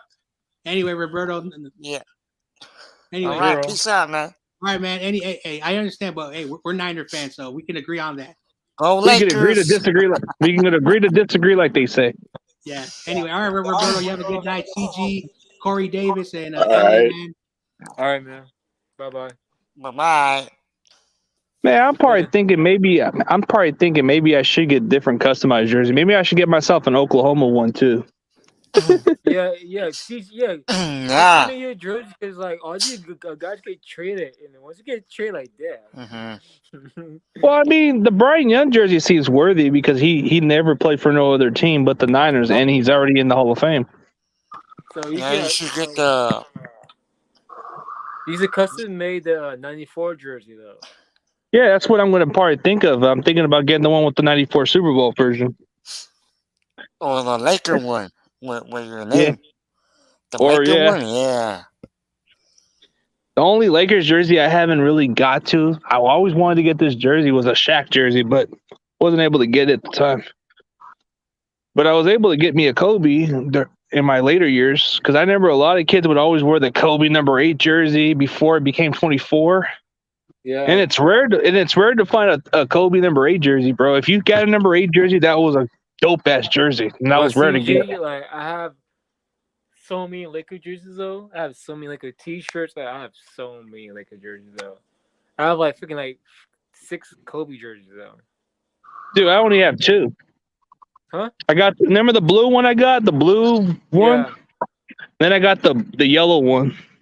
And then 2 years ago, Then I got the freaking Lonzo Ball shit, man. That shit sucks. Chris, when you bought that jersey, bro, why are you wearing a Lonzo Ball jersey, dude? I thought he'd be good. I thought he'd be good, bro. Man, Lonzo is trash, man. And then I got me and then I actually got me a LeBron one, but I don't even wear it that much. I don't know if you see me with that LeBron purple jersey. Yeah, but no, Yeah. like I barely wear it. Like I custom made my jersey, number 10 Duluth, custom made. Yeah, I see you with that Duluth jersey, bro.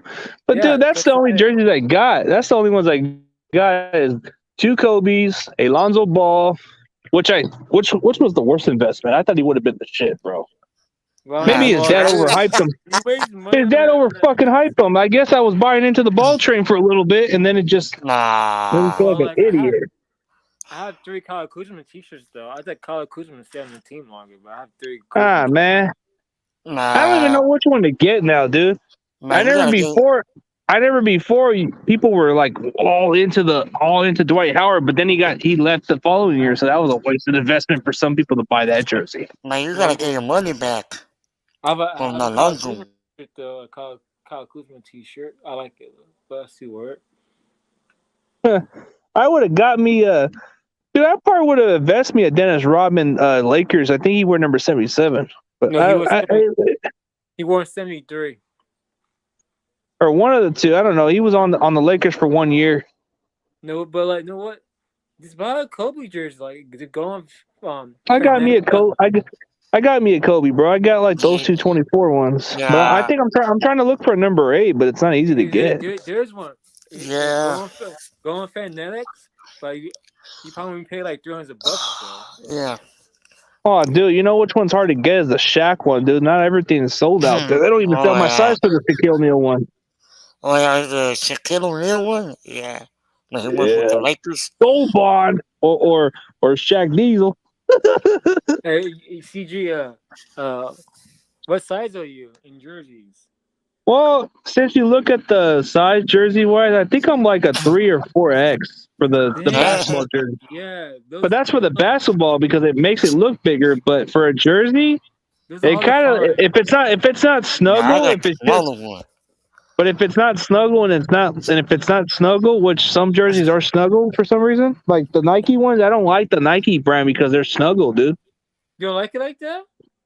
The Nike ones? Have you seen the Nike ones? I rather get the Reeboks, bro. The Reeboks are more loose. I love the Nike one because it is snug. Well, dude, they make me look snug, bro. I have to tuck it in pretty hard, but it won't, bro. So it's like because Nike jerseys are better though. Because like for me, like. But if it's a snug. Yeah, but if it's a snuggle jersey, bro, it would have to add up an extra size, which I hate about those type of jerseys, bro. You have to add an extra size. Oh yeah, because you're a bigger guy. Yeah. So you like it baggy though. Yeah, I'm about like 3. I think I'm about 315 or 3. I think I'm about 315 or 320, but I'm not even that big. I'm just tall. Or you get an Anthony Davis jersey, that'd be a nice jersey too. And if he can stay damn healthy for once. Anthony Davis jersey. But like honestly though. So you want me to get an eyebrow jersey guy, man? The guy's got one freaking eyebrow. He's good. He's talented. He's good. He's better than the Anthony Davis that the Niners had. Wait a minute, the Niners had Anthony Davis? They had a football player version of him. What's his number was?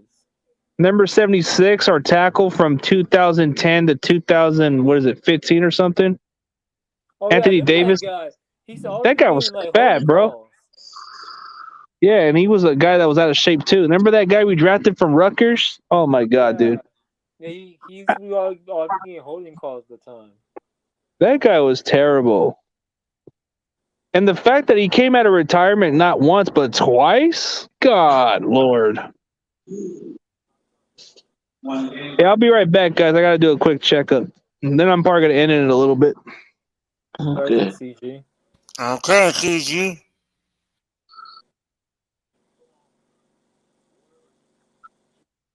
Um, That boy David was sleeping. who got the can't tell logo? Who's that That in the boy middle? David was knocked out. Yeah, that's a Cap. He was knocked out. That's Kaepernick. Oh, Kaepernick. Yeah, who's that? That's me, L.A. L.A. Okay. LA something, I don't know. It's a L.A. Mamba. L.A. Mamba. L.A. Mama. Okay. L.A. Mamba 10.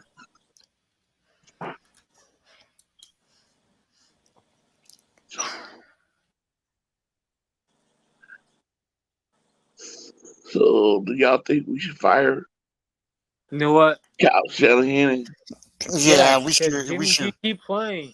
Jimmy G's so, but last game he actually played pretty good. I can't hate on him. Last game he did pretty Yeah, we gotta get. We gotta fire Kyle, man. I'm sick of him. good. You sick of Kyle Shanahan? Yeah, we gotta fire him. Like, You like this. can't. You Yeah, can't we fire gotta him fire because him when the season is over. We gotta tell him bye bye. You're out of here. We're sick of you. Peace. Yep. he been with the team since 2017, right? So Yeah. Yeah, almost like so 5 years. Almost since like 5 years 2017 now. he had one winning season, and that's it. The only good season was like 2019. That's about it. But but then Jim Harbaugh had 4 good seasons, but he got fired. I don't understand that.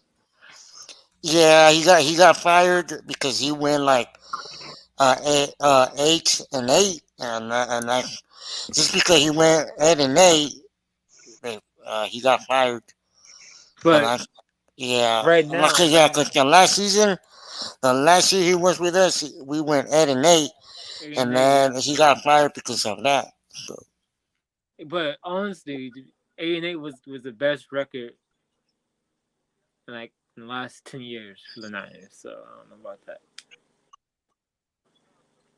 Cause next season they Well, went they eight say and Jim eight, Harbaugh 5 and gonna get 11. They went 2-14, 2-14, 4-12. Then that big season 2019. oh yeah, like 2019, we went 13-3, and that's it. Then last year they went 6-10. This year at 3-5. Yeah, and then I think last year we went like 6-10, and yep. But this year, because I had an extra game, I promise to say honestly, if Trey Lance play 6-11, if he doesn't play 5-12. Yeah, yeah, like the worst record we could have this year, we can go 5-12, and that's yeah, Because like the only five, game that yeah. the Niners can win probably is Jacksonville and Houston. There's only 2 games that you can kind of Oh get yeah, a dub to. yeah. Like once we can win this at Houston and versus the Jags, and I think that's about it. But if Trey Lance play, I think we get more wins though. This is my opinion. yeah, Cause yeah, like, cause Trey Lance against the Cardinals, it was a close game, but Jimmy G lost to a third string quarterback. Hopkins didn't even play, and you were down 31-7.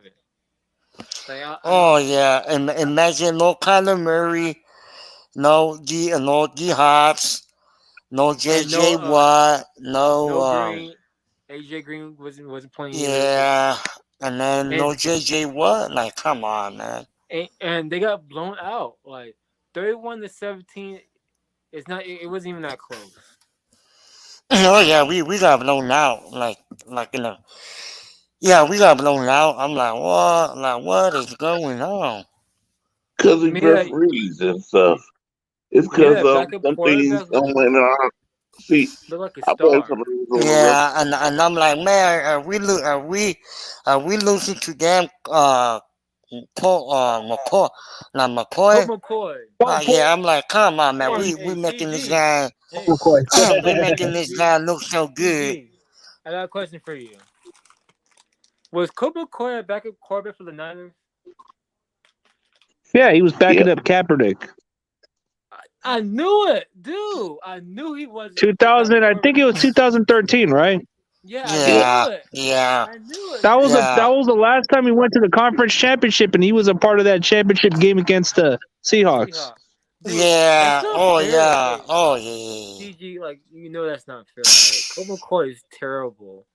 oh But yeah. dude, Man, he wasn't he good at trash. Texas? Wasn't he really good at Texas? And then he didn't pan out. Man, he horrible, man. Dude, the Knights I should don't be even make. embarrassed yesterday. You should be embarrassed. Colt Dude, McCoy was like, we made Colt McCoy look like freaking Aaron Rodgers out there, dude. Yeah, man. I was surprised. Like CG, like, what was you thinking Yeah, we made him look so damn good. Like, come on, CG, man. like, what were you thinking Just when imagine what Stafford will look like, bro. I think Stafford would have 400 plus yards. bruh, Oh yeah. it was it was Um, 14-0 at the end of the first quarter. That see, caught me by surprise, man. you know what happened? See, I think What happened? I hate this roughing the passer because that wasn't Eric. I said they rough the passer. Yeah, He it didn't was even touch the yeah, it helmet. was him. He It ain't was touch the helmet. because because he got a face mask. And then he got a face mask. And I'm like, But it was come a on, face man. mask. Yeah, It man. wasn't even a face Yeah, mask. man. And he screwed it up when he got grabbed the helmet. I'm like, come on. But Bro, no, listen, Bronski out he for a didn't while, grab man. the helmet. He didn't touch the helmet. Yeah, well, he grabbed the face mask. No, he Remember? Like, didn't. come on. He didn't. He missed. Okay. Yeah, Can we look at a play? CG. Can we look at an evidence play to where he didn't pull the face mask? Because the way it looked like, bro, it looked like he did grab the face mask inside. Yeah, But he no, grabbed it, man. Yeah, he uh, did grab it. That's what it looked no. like. When I looked at it, he did not touch the face mask. What's his name? The quarterback just faked it. He made it look like it. He Who? he he did his McCoy? acting. Yeah, he did his acting. Because when you look at it slow motion, when they showed it on TV, they showed it slow motion. He did not touch the guy on the face mask.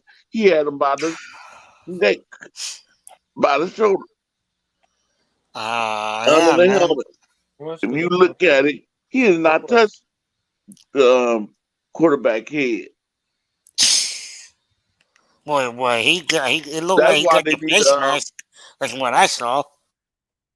no, you need to look at it good because Joe he did Mello? not touch the face mask. Joe He did Mello? not touch him in the face Well, mask. if that's going to get the rest attention, then Jimmy G needs to fake getting hit by Aaron Donald. If he tries to Yeah. play an Mhm. act, well, this is the way how Jimmy should be able to get roughing the passer is by making it look like Aaron Donald roughed him a little. Nah, if Aaron Donald hits him, they're gonna call a penalty on Aaron Donald because Oh Donald gets man. physical. Make it look like if Jimmy Garoppolo wants to actually beat the Rams, you need to play an acting role. Like Mhm. anytime Aaron Donald's up to your Yeah. face, make it look like you fell right on him and then he pushed you to the ground, and then they're gonna call it a penalty automatically. That's how Yeah. that's a good way to get free yards is because CG? Aaron Donald's gonna come to him, but if he throws the The ball Rams defense, Oh yeah. the it Rams makes it defense look gonna like eat he up and Jimmy G for lunch. Yeah. Donald make got it called look for and then make it flagging. really look like that it was intentionally by Aaron Donald, bro. That's an automatic penalty right Because there. Aaron the Donald got Rams got called that guy from the in his last Broncos. game too. So, like, He got Yeah, called, that's a and good it way to wasn't beat no the Rams. Is personal you got foul. to fake a penalty and get Aaron Donald to cause a personal foul Yeah, because you know he has that's his why temper, right? He gets pretty. they need to have instant. Let that be an instant replay. I mean, let the coaches be able to throw flags. Say no, because That's why Coach Kyle Shanahan was so upset on the sideline. He's like, "Fuck, no." No, they need to like. Well, if we're gonna win games, bro, Jimmy has to play a good acting role. He's got to look like he's a defenseless quarterback and gets Yeah. hit. Make it look like he didn't see it coming. You know how some of them just walk blind, but then Jimmy's got to look like he fell off and plop. That's a good way to get a person. Because refs are stupid, bro. Refs are going to call a penalty for that. That's how you're going to get the refs' attention. If Colt McCoy did it, then I'm pretty sure Jimmy can pull like a little Oscar on it, bro. Here's my game plan. If we're not going to move well on offense, try to get near Aaron Donald for a little bit and then make it look like he hit him on intentionally, you know? Yeah. Because with that sack, we would have punished Man, the ball, Jimmy. gave the And I ball. don't know. Or even better, make it look like Aaron Donald did pull a face mask. Yeah. Then he'll get ejected. Then he'll get mad. And then he'll be like, I hope Aaron Donald injured Jimmy G. Yeah, man. Hey, the best way for Jimmy Garoppolo to beat the Rams is to let Aaron Donald hit him and then call a penalty. There you go. Penalty, and move the ball. Roughing the passer or like. Because you know Aaron Donald gets physical, right? He gets out of control. Oh, yeah, man. Yeah. We did it before. We played mind games with this guy. Hopefully Aaron Donald injured Jimmy G, so Traylon step in the game, come in, beat the Rams, and that'll be it. Man, dude, I'm not even worried about your damn Cardinals, bro. Get out of this shit, man. We're gonna beat the Rams with official help this time. We're gonna beat the damn Rams, man. We gotta beat them, man. We gotta beat them. We're 4-0, bro. We're 4-0 against the Rams, and it won't change. Yeah, won't change one bit. And plus, we gotta beat them, man. This time. Plus, that's a better strategy: is to get Aaron Donald to lose his temper. And as soon as he gets called for penalties, he gets pissed. Yeah, we gotta. Remember that Monday night game? Remember that Monday night game? He lost a temper. We gotta get him pissed off. Yeah, if we piss him off, bro. If you piss off Aaron Donald, you're gonna get those 15 yards automatically, and then he's gonna get a little pissed off, and then he's gonna lose it, and then he's gonna probably throw his helmet again. Yeah, remember but the like game the is at game? Levi. Yeah. Nine don't win at home. The game's at Levi. How are we gonna stop Aaron Donald, bro? Dude, we're gonna make him make mental mistakes. He can come at Jimmy all he wants. But all Jimmy has to do is make it look like Aaron Donald did face mask him. Make it look like Aaron Donald intentionally hit him. Then you frustrate Aaron Donald, and then Donald's going to get all mad, and he might even grab the ref. He did it before. Remember he grabbed onto the ref one time? My man, no, remember that one Monday night game he lost his temper, and then he shoved the ref out the way one time? He kind of like pushed him out the way, and he didn't even notice it was the ref. Yeah. Remember the incident with Quentin Patton or Carlos Hyde, one of those guys? Yep. Was that 2015 or 2016? Yeah, but remember Aaron Donald, like some people were like saying that was a personal foul because the way he pushed the ref out the way and the ref called a flag on him because I think the ref was trying to separate the fight between him and Carlos Hyde or somebody. Yeah, I think that was 2016. That's the only game 9-1 that year. That's your best way is if I'm Jimmy Garoppolo, I better start playing like fake roughing the passer hits. Man. Yeah, they do matter, bro. We own the freaking Rams, bro. Get out of this crap, bro. We own them, bro. It doesn't matter how good the Rams are. Doesn't matter. We always play a close game or we either beat them, bro. It won't change much because Shanahan knows Sean McVay better than Sean McVay knows himself. You're comparing one franchise who doesn't have a single Super Bowl to show for, but yet you want to brag about a team that's irrelevant, bro. Your team is the oldest team in all of sports, and they have never won a Super Bowl. You know, you take away the pre-championship era, you guys bought a freaking championship, and you're cursed ever since. What are you talking about, CG? Dude, these Cardinal fans, bro. The moment they start losing and start going into the situation like the Detroit Lions, you ain't gonna see these fan base show up, bro. Niner fans, win or lose, we're around, bro. It doesn't matter about the record. Right now. We've been through the worst, bro. 2004, it's been the worst times that we've been through Dude, 2016, it's been worse. Nothing has changed. Let's see. Bro, I've seen these fan base who come and go, but when the team loses, they disappear, bro. I'm not gonna doubt fan base, but dude, as soon as you see teams start losing, bro, they disappear. I've seen it with Rams fans. I've seen it with Rams fans over the years. When the Rams are doing so good, all these Rams fans come around and talk they smack. But the moment that the Rams start losing, nowhere to be found. At least I'll give credit where it's due. Raider fans, as much as their team sucks, they're there consistently, bro. They're like the one that's annoying, bro, but they show up. Cowboy fans, their record could be whatever, and they're still out there. Us in general, we may have not the greatest season, but we show up consistently and take a lot of the heat. What are we talking about, Past? Dude, you guys don't have rings. Dude, and the fact that you're a fan of a team that hasn't won nothing, bro. Like, I get that maybe you're supporting a team that maybe there's hope. Maybe Kingsbury can bring you to the top of the mountain. Maybe Kingsbury, maybe Kyler Murray. Like, you guys are thinking for 1 second that Kyler Murray is the next Russell Wilson. He's the closest to a Russell Wilson, but can he win a Super Bowl? Can the guy win a Super Bowl? It might be this I'm year. not saying, dude. I'm not saying nothing about your team, bro. And this has nothing to do with the Rams and Niners, bro. You need to start saying the Cowboys suck, and I don't want to hear it, bro. That's the next discussion. Since you're bringing your Cardinals into it, we got to say the Cowboys suck and the Raiders suck. Yeah, man. Cowboys and Raiders suck. Dude, it's nothing personal. I don't really care for that Cardinals. We don't care, but I don't care about the Cardinals, but whatever. Last time we won, oh, dude, that's easy. It's been like, what is it, 25 or 26 years, but I'm still waiting for the Cardinals to get one at least. Probably won't even get to see one, bro. So how long would it take from? So, hey, no, Jones, no offense to you. I mean, no offense to you. You seem like a nice Cardinals fan, but I'm gonna put it like this, man.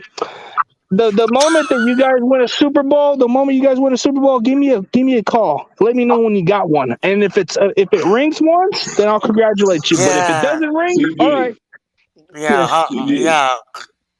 Yeah, come back when you win one, a Super Bowl. But right now, but I think, but in all seriously, seriously, the Cardinals do look like a far better team than the NFC West. But I don't know, but they are better than the Rams because the Rams are looking like trash right now. CG, Cardinals went to the Super Bowl in 2008. What? The Cardinals went to the Super Bowl in 2008. No, but did they win? Yeah, you did win. No, they lost. No, they didn't They lost to the Steelers. Yeah, man. Yeah, the Steelers beat them. Hey, dude, 94 is pretty much 94, I guess you can say. But what have we done since 94? Nothing. So we don't got nothing much to show for it. But we still. Yes, we do. Yeah, no, 2012. We still got rings, so it don't matter. Yeah, we got rings. So what the most annoying part about those other fan bases? The most annoying part with other fan base who don't have 5 rings, they get all mad about, oh, you guys are bringing the past. But then again, what's taking you guys so long? What's taking you guys so long? What's taking so long? DG. Why is it taking forever? Remember 2012? That was a Super Bowl year. They went to the Super Bowl in 2012. Yeah, I guess that's all good, bro. I mean, I'm good with all your fan base, bro. I think you guys are like, when it comes down to it, bro, you guys are starting to show out for once. You guys are starting to show out. But I see a lot of these Rams fans disappear for a little bit too, and then they show up when they win. But for Cardinal fans, I can see you guys out there because you guys are showing this, because you guys go out there. I've seen quite a few. I've seen plenty down Arizona that go out there, but they support their team just like Fresno State Bulldogs support Fresno. Like the Fresno City does. They're kind of like that. They're kind of like that fan base. But CG, going to the Super Bowl is a good thing. CG, win or lose. Well, going to the Super Bowl it's kind of like I don't know, dude. Let me ask you something. Let me ask you something, LA.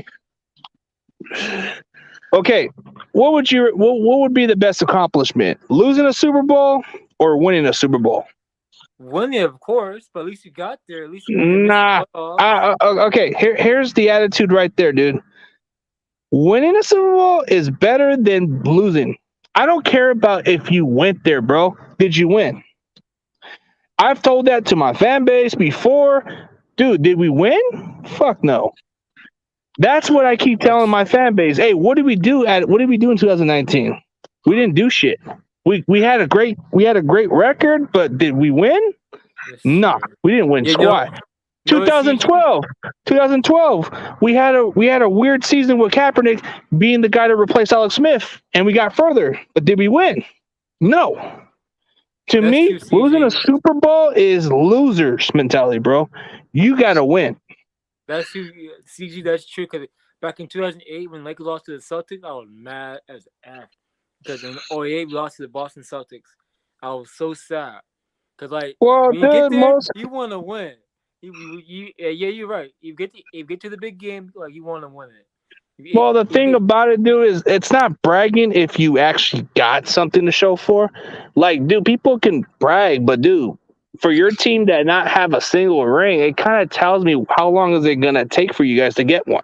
You know, for Seattle fans, it took them 40 plus years to win one on their franchise, and they still have yet to even get two. I'm waiting for Seattle to get. So let me tell you what's not gonna happen. CG, they went back to back. Yeah, but what I'm saying, see, for once, he is right about it. See, Darnell Jones has one right point that I can agree with. Yep, if you don't win, it doesn't matter, bro. See, I told my fan base, bro, we have to win. And as much as I gotta say, dude, if you want to, CG, I disagree. You get to the big game. If you lose, it's fine. No, bro. You know what happens to teams that lose? They decline. They fall off on the face of the earth. You win a Super Bowl, you're coming back next year. You lose a Super Bowl, you're gonna decline and maybe not even make the playoffs. Because look at Kansas City, bro. Look at Kansas City. They did win the Super Bowl, right? But then they lost the following year. What's going on? They're falling apart. Their offense is inconsistent because Mahomes is throwing away some interceptions, and Chiefs defense is looking really bad. You know? But at the same time, Tampa Bay. If you're a Raider fan, you cannot talk shit about Chiefs fans because they got one.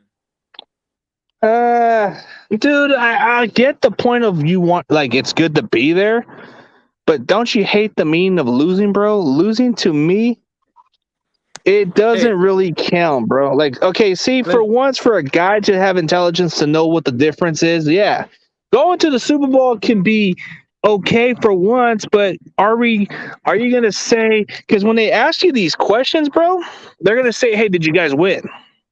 And if you say no, they're gonna say it doesn't matter. But if you win, it does matter. CG, let me ask this question. We rather make it to the Super Bowl or lose in the first round? See, most fans in the era, bro. See, for Seattle fans, they got to at least experience winning one damn Super Bowl.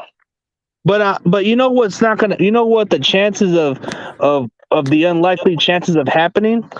Okay, for once, let's see. I'm trying to make up something that could be possibly happen. Okay, a flying horse could happen more than the Seattle Seahawks winning a second Super Bowl. What is it? A unicorn comes to life and the Rams' second Super Bowl. Rams' second Super Bowl, very unlikely to happen. No. CG, the Rams made the Super Bowl back in 2017. Yeah, they sure did. But what I'm trying to say is the chances of it happening, bro. Dude, I think the Rams to me could be the team, but they're not. I think that Arizona to me has the much upper advantage in the NFC West because they kind of exposed the Rams and they pretty much swept my team, and it's hard to disagree for what they are right now. You look at the fact that Kyler Murray didn't play and Colt McCoy just looked like Aaron Rodgers, and you should be ashamed of yourself because you made this guy look good.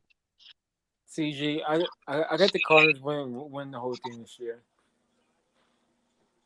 Yeah. What's up, man? You should have seen this play on the Steelers and Bears. The referee backed into the football player. He was trying to go off the sideline. Number 59 for the Bears, trying to go off the sideline. The referee put his butt out there and made the play, hit him, and then gonna throw a flag. Oh, wow. See, their favoritism. But what's the score right now? It's 26 to 20, and it was in that penalty gave the Bears, gave the Steelers where they could get a first down and they got to kick the field goal, made it 26 to 20. It was 23 to 20. TG. So what's the score right now? So the Bears are up by 6? Yep. No, the Steelers are up by 6.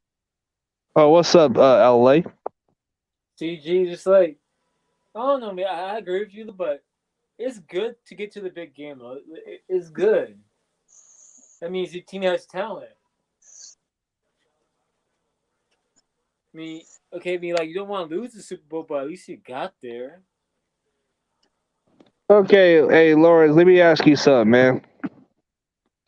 Okay, let's say, for example, you play in the basketball league, right? Mm-hmm.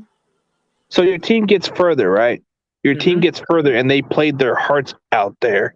But unfortunately, you guys lost the championship. How would you feel about that, man? It hurt. Yeah, we got to the championship and lost. It hurt. Yeah. But are you gonna say at least we got there? At least we made it, dude? It's kind of like you. It's something that you can put your head up by, but in reality, it's not something you're proud of because it's good to be second place, but you didn't win nothing, bro. You became the loser of the outcome, bro. So I don't the one thing I don't like is at least we got there. What did we get there for? Nothing. No, I see. Yeah, you're right, CG. Because no. But okay, but think of yourself as a player, bro. I know. Your team. You're right. Yeah, You're right. okay, but imagine you go into a championship game, right? Let's say the refs made an unfair call against you, and you had a chance to capitalize, but the ref threw a flag on you for something that you didn't even do, bro, and they make a favorable call. How would you feel? Yeah, it would suck. So it's more than just it's more like you should be at, but no, dude. Like if they made some BS calls against you, and you had an opportunity to capitalize, but the ref threw a flag or called some stupid foul that didn't even have nothing to do with the play, but some guy faked it or something flopped on you. The Bears got a touchdown. Oh, the Bears got a touchdown? Oh, yep. So right now it's tied 26 to 26. They're going for that extra point. Well, okay.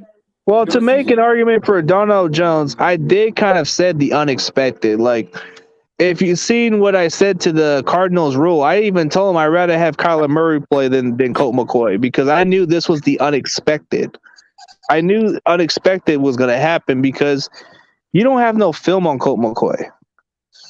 Because the guy hasn't played a lot of games. Like maybe the Giants game, but that's very little samples, bro. That's what I try to tell the Cardinal rule about. Like even the Cardinal rule even said it like this. So you're telling me that you rather trust the other devil that you've dealt with than the other one that you don't know, you know? It's the unknown situation. So I've said it I even said it to quite a few of the fan base. When we were at the bus and they found out that Kyler Murray was out, this is what I told them, dude. I told them like this. I wouldn't say that, dude. I wouldn't say that. Colt McCoy, there's no film on him, dude. He only played the Giants. He only played with the Giants for maybe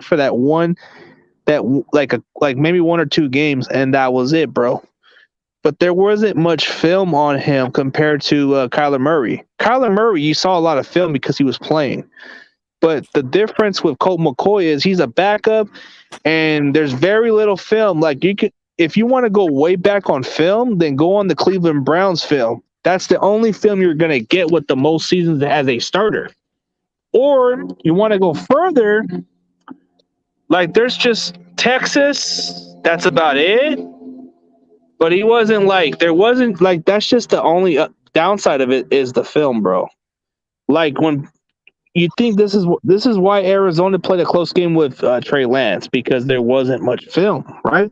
There wasn't much film.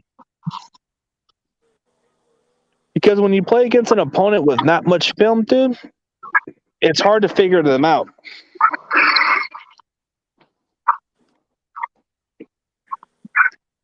We should have actually prepared more for Colt McCoy than Kyler Murray. Then it would have been a different preparation, but we didn't. We just kind of expected Kyler Murray to be out there.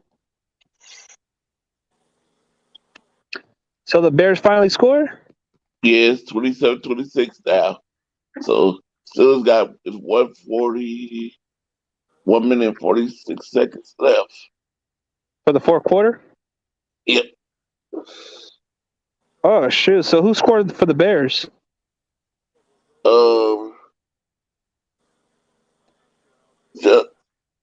Fields threw it to number 11. I can't think of his name.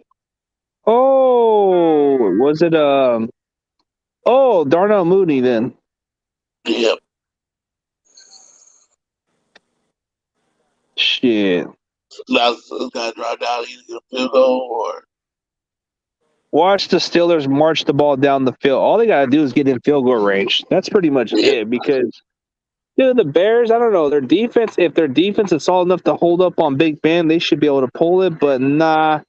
You give them at least that amount of time, they're going to move it down the field and maybe get in position to kick a 50-plus yard field goal, at least.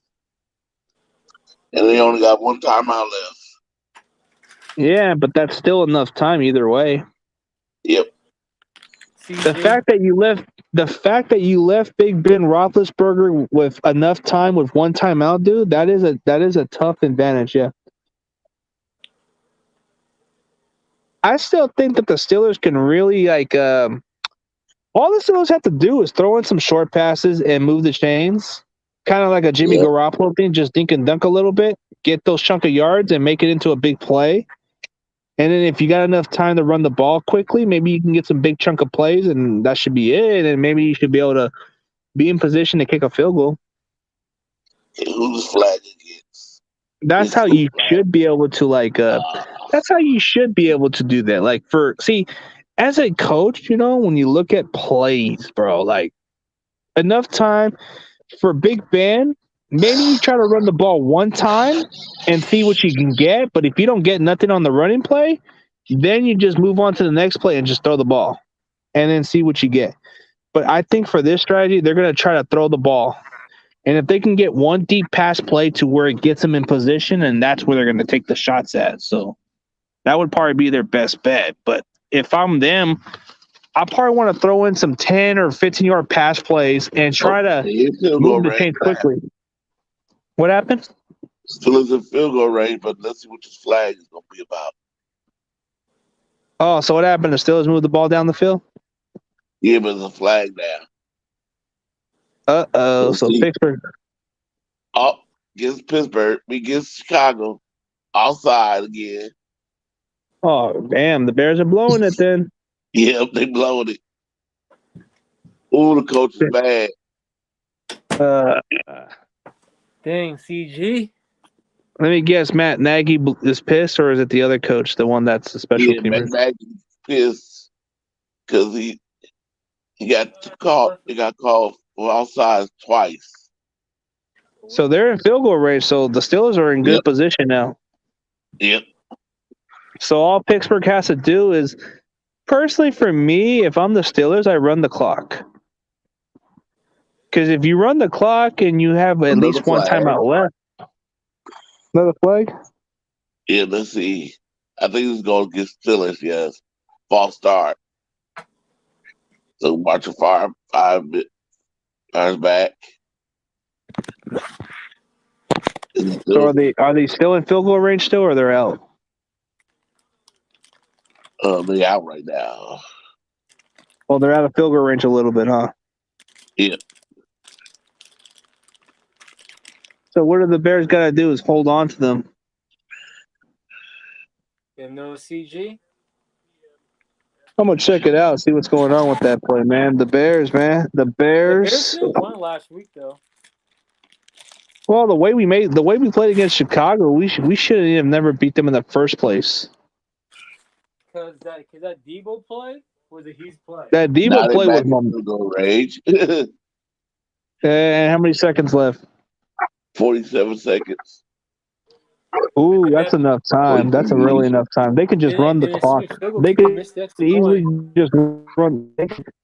They could just easily run the clock, dude. Unless Boswell misses the damn kick, and then that would suck. Can you imagine if the Steelers kicker misses the field goal? That would be funny.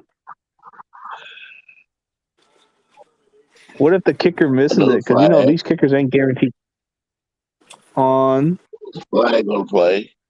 let me get on who? The Steelers again? The Bears.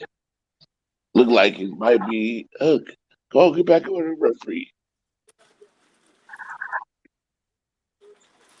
So are the Bears playing in Chicago or Pittsburgh? It's in Pittsburgh. It's in Pittsburgh. Damn, so they are playing a close game.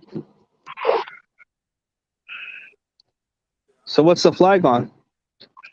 They haven't showed it. They got it on the coaches. They ain't showed. I guess they picked it up. Yeah, they must have picked it up. I guess it's on the. It's on the Bears player. It's on number 94, Robert Quinn. Robert Quinn. 94. No, Robert Quinn is the one that caused the stupid penalty. So Robert Quinn's not on the Rams no more? No, he left the Rams. He went to the Cowboys, I believe. He went to Dallas, and then he played for Dallas for at least 2 or 3 years, and then he went to the Bears. Oh, wow. The Bears. No, like they traded him. Like I forget what. No, wait. He was traded. He was originally drafted by the Rams and played for a while, and then he went to the Dolphins for at least a season or two, or I think 2 seasons, and then he went to the Cowboys for 1 season, and then he got big contract for the Bears. Supposedly he's supposed to revive his career like back to what he used to be. Like he's Khalil Mack's sidekick now. Yeah. Yeah, they're killing themselves, bro. Robert Quinn cost him the freaking penalty too. That's the sad part. And the guy's supposed to be a really good defender. Do you think Butters is happy right now? Who? Butters. He's pissed. I think he's either way. Either way, if the Bears, either way, when the Bears lose, bro, he gets pissed as hell, bro. You got my piss last week. That freaking super bad field kicker. That's the point. I actually want the kick. I wouldn't mind if the Steelers do miss the field goal. Then it would be something good for Butters. But if they miss it, bro, it's gonna be a long day for him.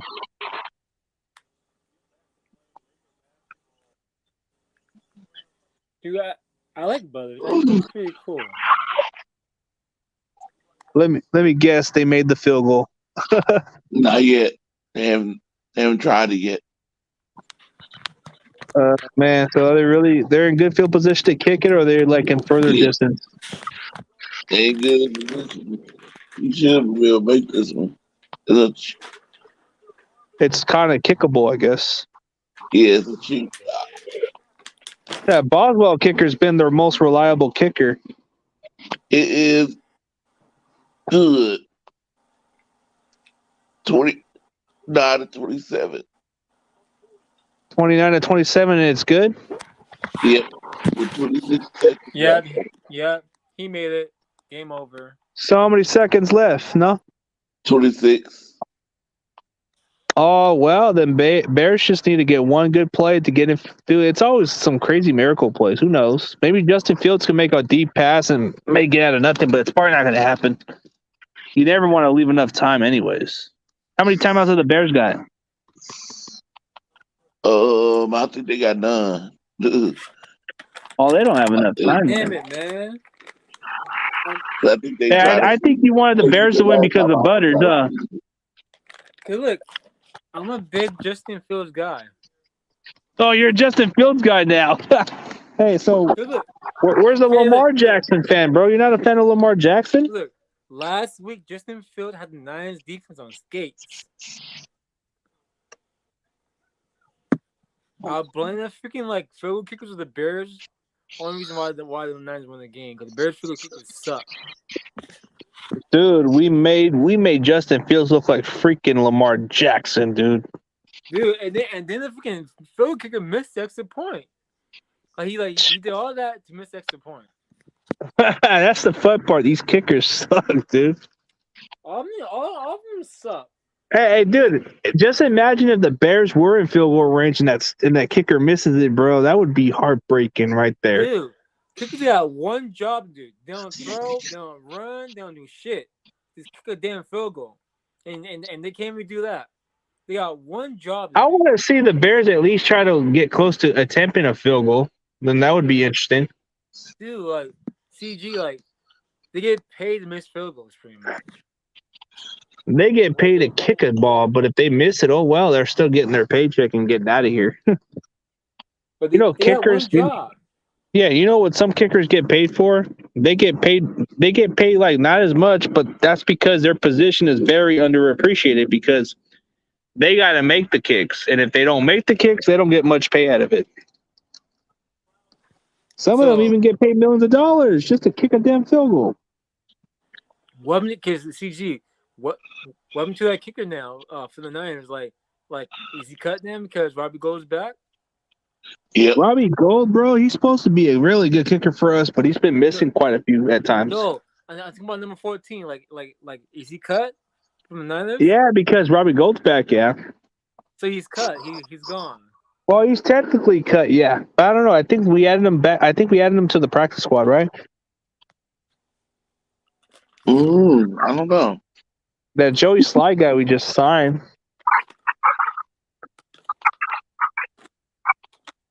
Let me guess. The game's over now. The best field goal kicker ever is Justin Tucker. The Ravens down on something. Justin Tucker from the Ravens is a great ass kicker. Dude, he kicked a long field goal where they should have lost. Yeah. To the Lions. Illegal touch. From who? The special teams? Yeah, no. Oh, good catch. Come on, Justin Fields, let's do it. Justin Fields. 11 seconds left. Justin Fields, oh my God. So what happened? Did the Bears are in position to kick a field goal? Almost. Well, they got to hurry up and get one play or two. They try to get in position to kick a field goal, but what's his name? Cairo Santos is all right. I don't think he's accurate. That's why the Chiefs cut him in the first place.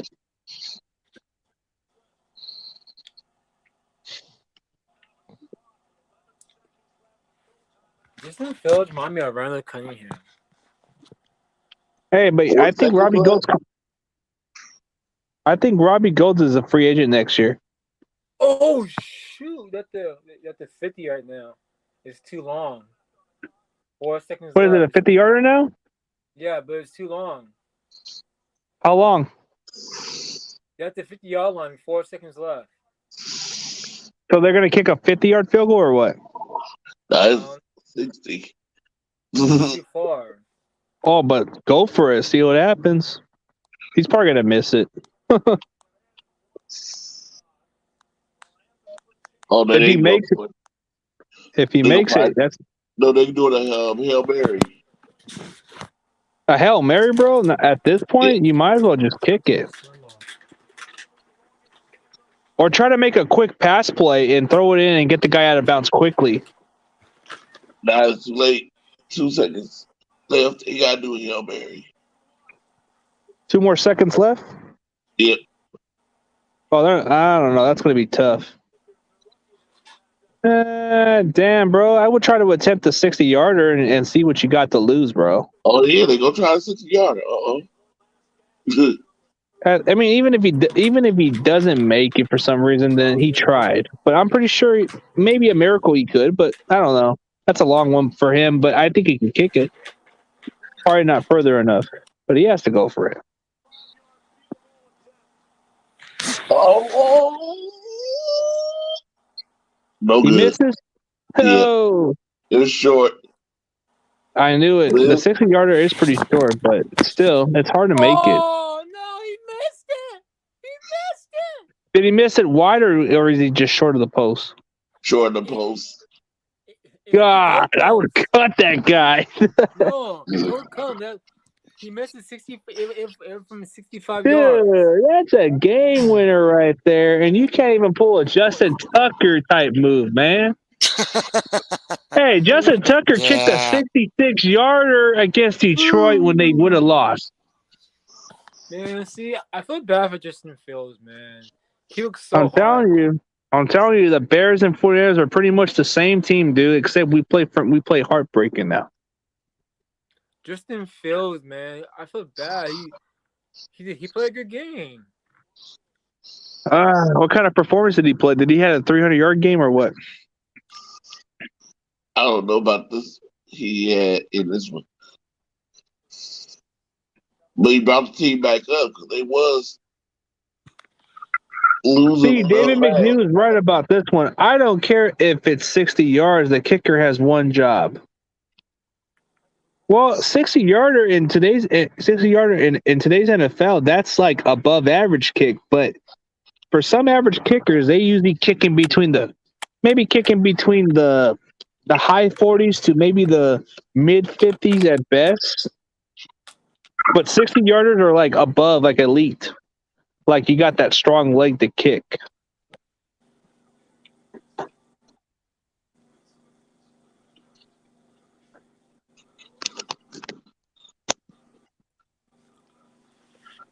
So they did. So they attempted that field goal, but came up short. Yeah. I wonder how it's going to feel for Justin Fields, man. Dude, he's playing so hard right now. I feel sorry for the 59. He gonna get fined for something he didn't do. Who? Bears player. He gonna get number fined 59. from something he didn't do. It was that Number referee. 59? The referee bumped into him. Wow. And they want to call a penalty on that, dude. If the ref's in the way, bro, you got to learn that should shouldn't even be considered a flag. Justin Fields He was one touchdown, one pick. going to the sideline. He was running off the sideline. And you can't even touch the ref. You can't even touch the freaking ref either. They'll call a flag on you for touching him, like if you barely touch him. His name is Marsh. Marsh. M-A-R-S-H. Oh, Marsh. Cassius Marsh. Yeah. That's the guy that we used to have in our team, that karate guy. Remember that karate guy, number 54? Yeah. And he's gonna get a fine? Huh? You think he's gonna get a fine? Well, if the NFL really look at it and they say, okay, the referee did that on purpose. Oh wow! It looked like to me the referee did it on purpose because, like I said, I'm walking right behind you, and you put your butt out there and hit me. Yeah, and that makes it look like you got hit. Mm-hmm. The refs just like to look for problems for some reason, huh? Yeah, I get that part, man. I'm probably gonna end the stream in a bit, man. Yeah, I'm about to get off my phone. All right, man. All right. All right, catch y'all later, man. All right, have a good one, CG. All right, man. Have a good night, man. What's up, man? CG, I would like when you start your new channel, just put PM me. All right, I send you the link. I send you on the inbox. Okay. It's on the inbox. You just have to click on it. Okay. All right, man. Catch you later, man. I'm probably gonna go do a round check and then end it from here. All right, man. All right. Peace out. Peace out.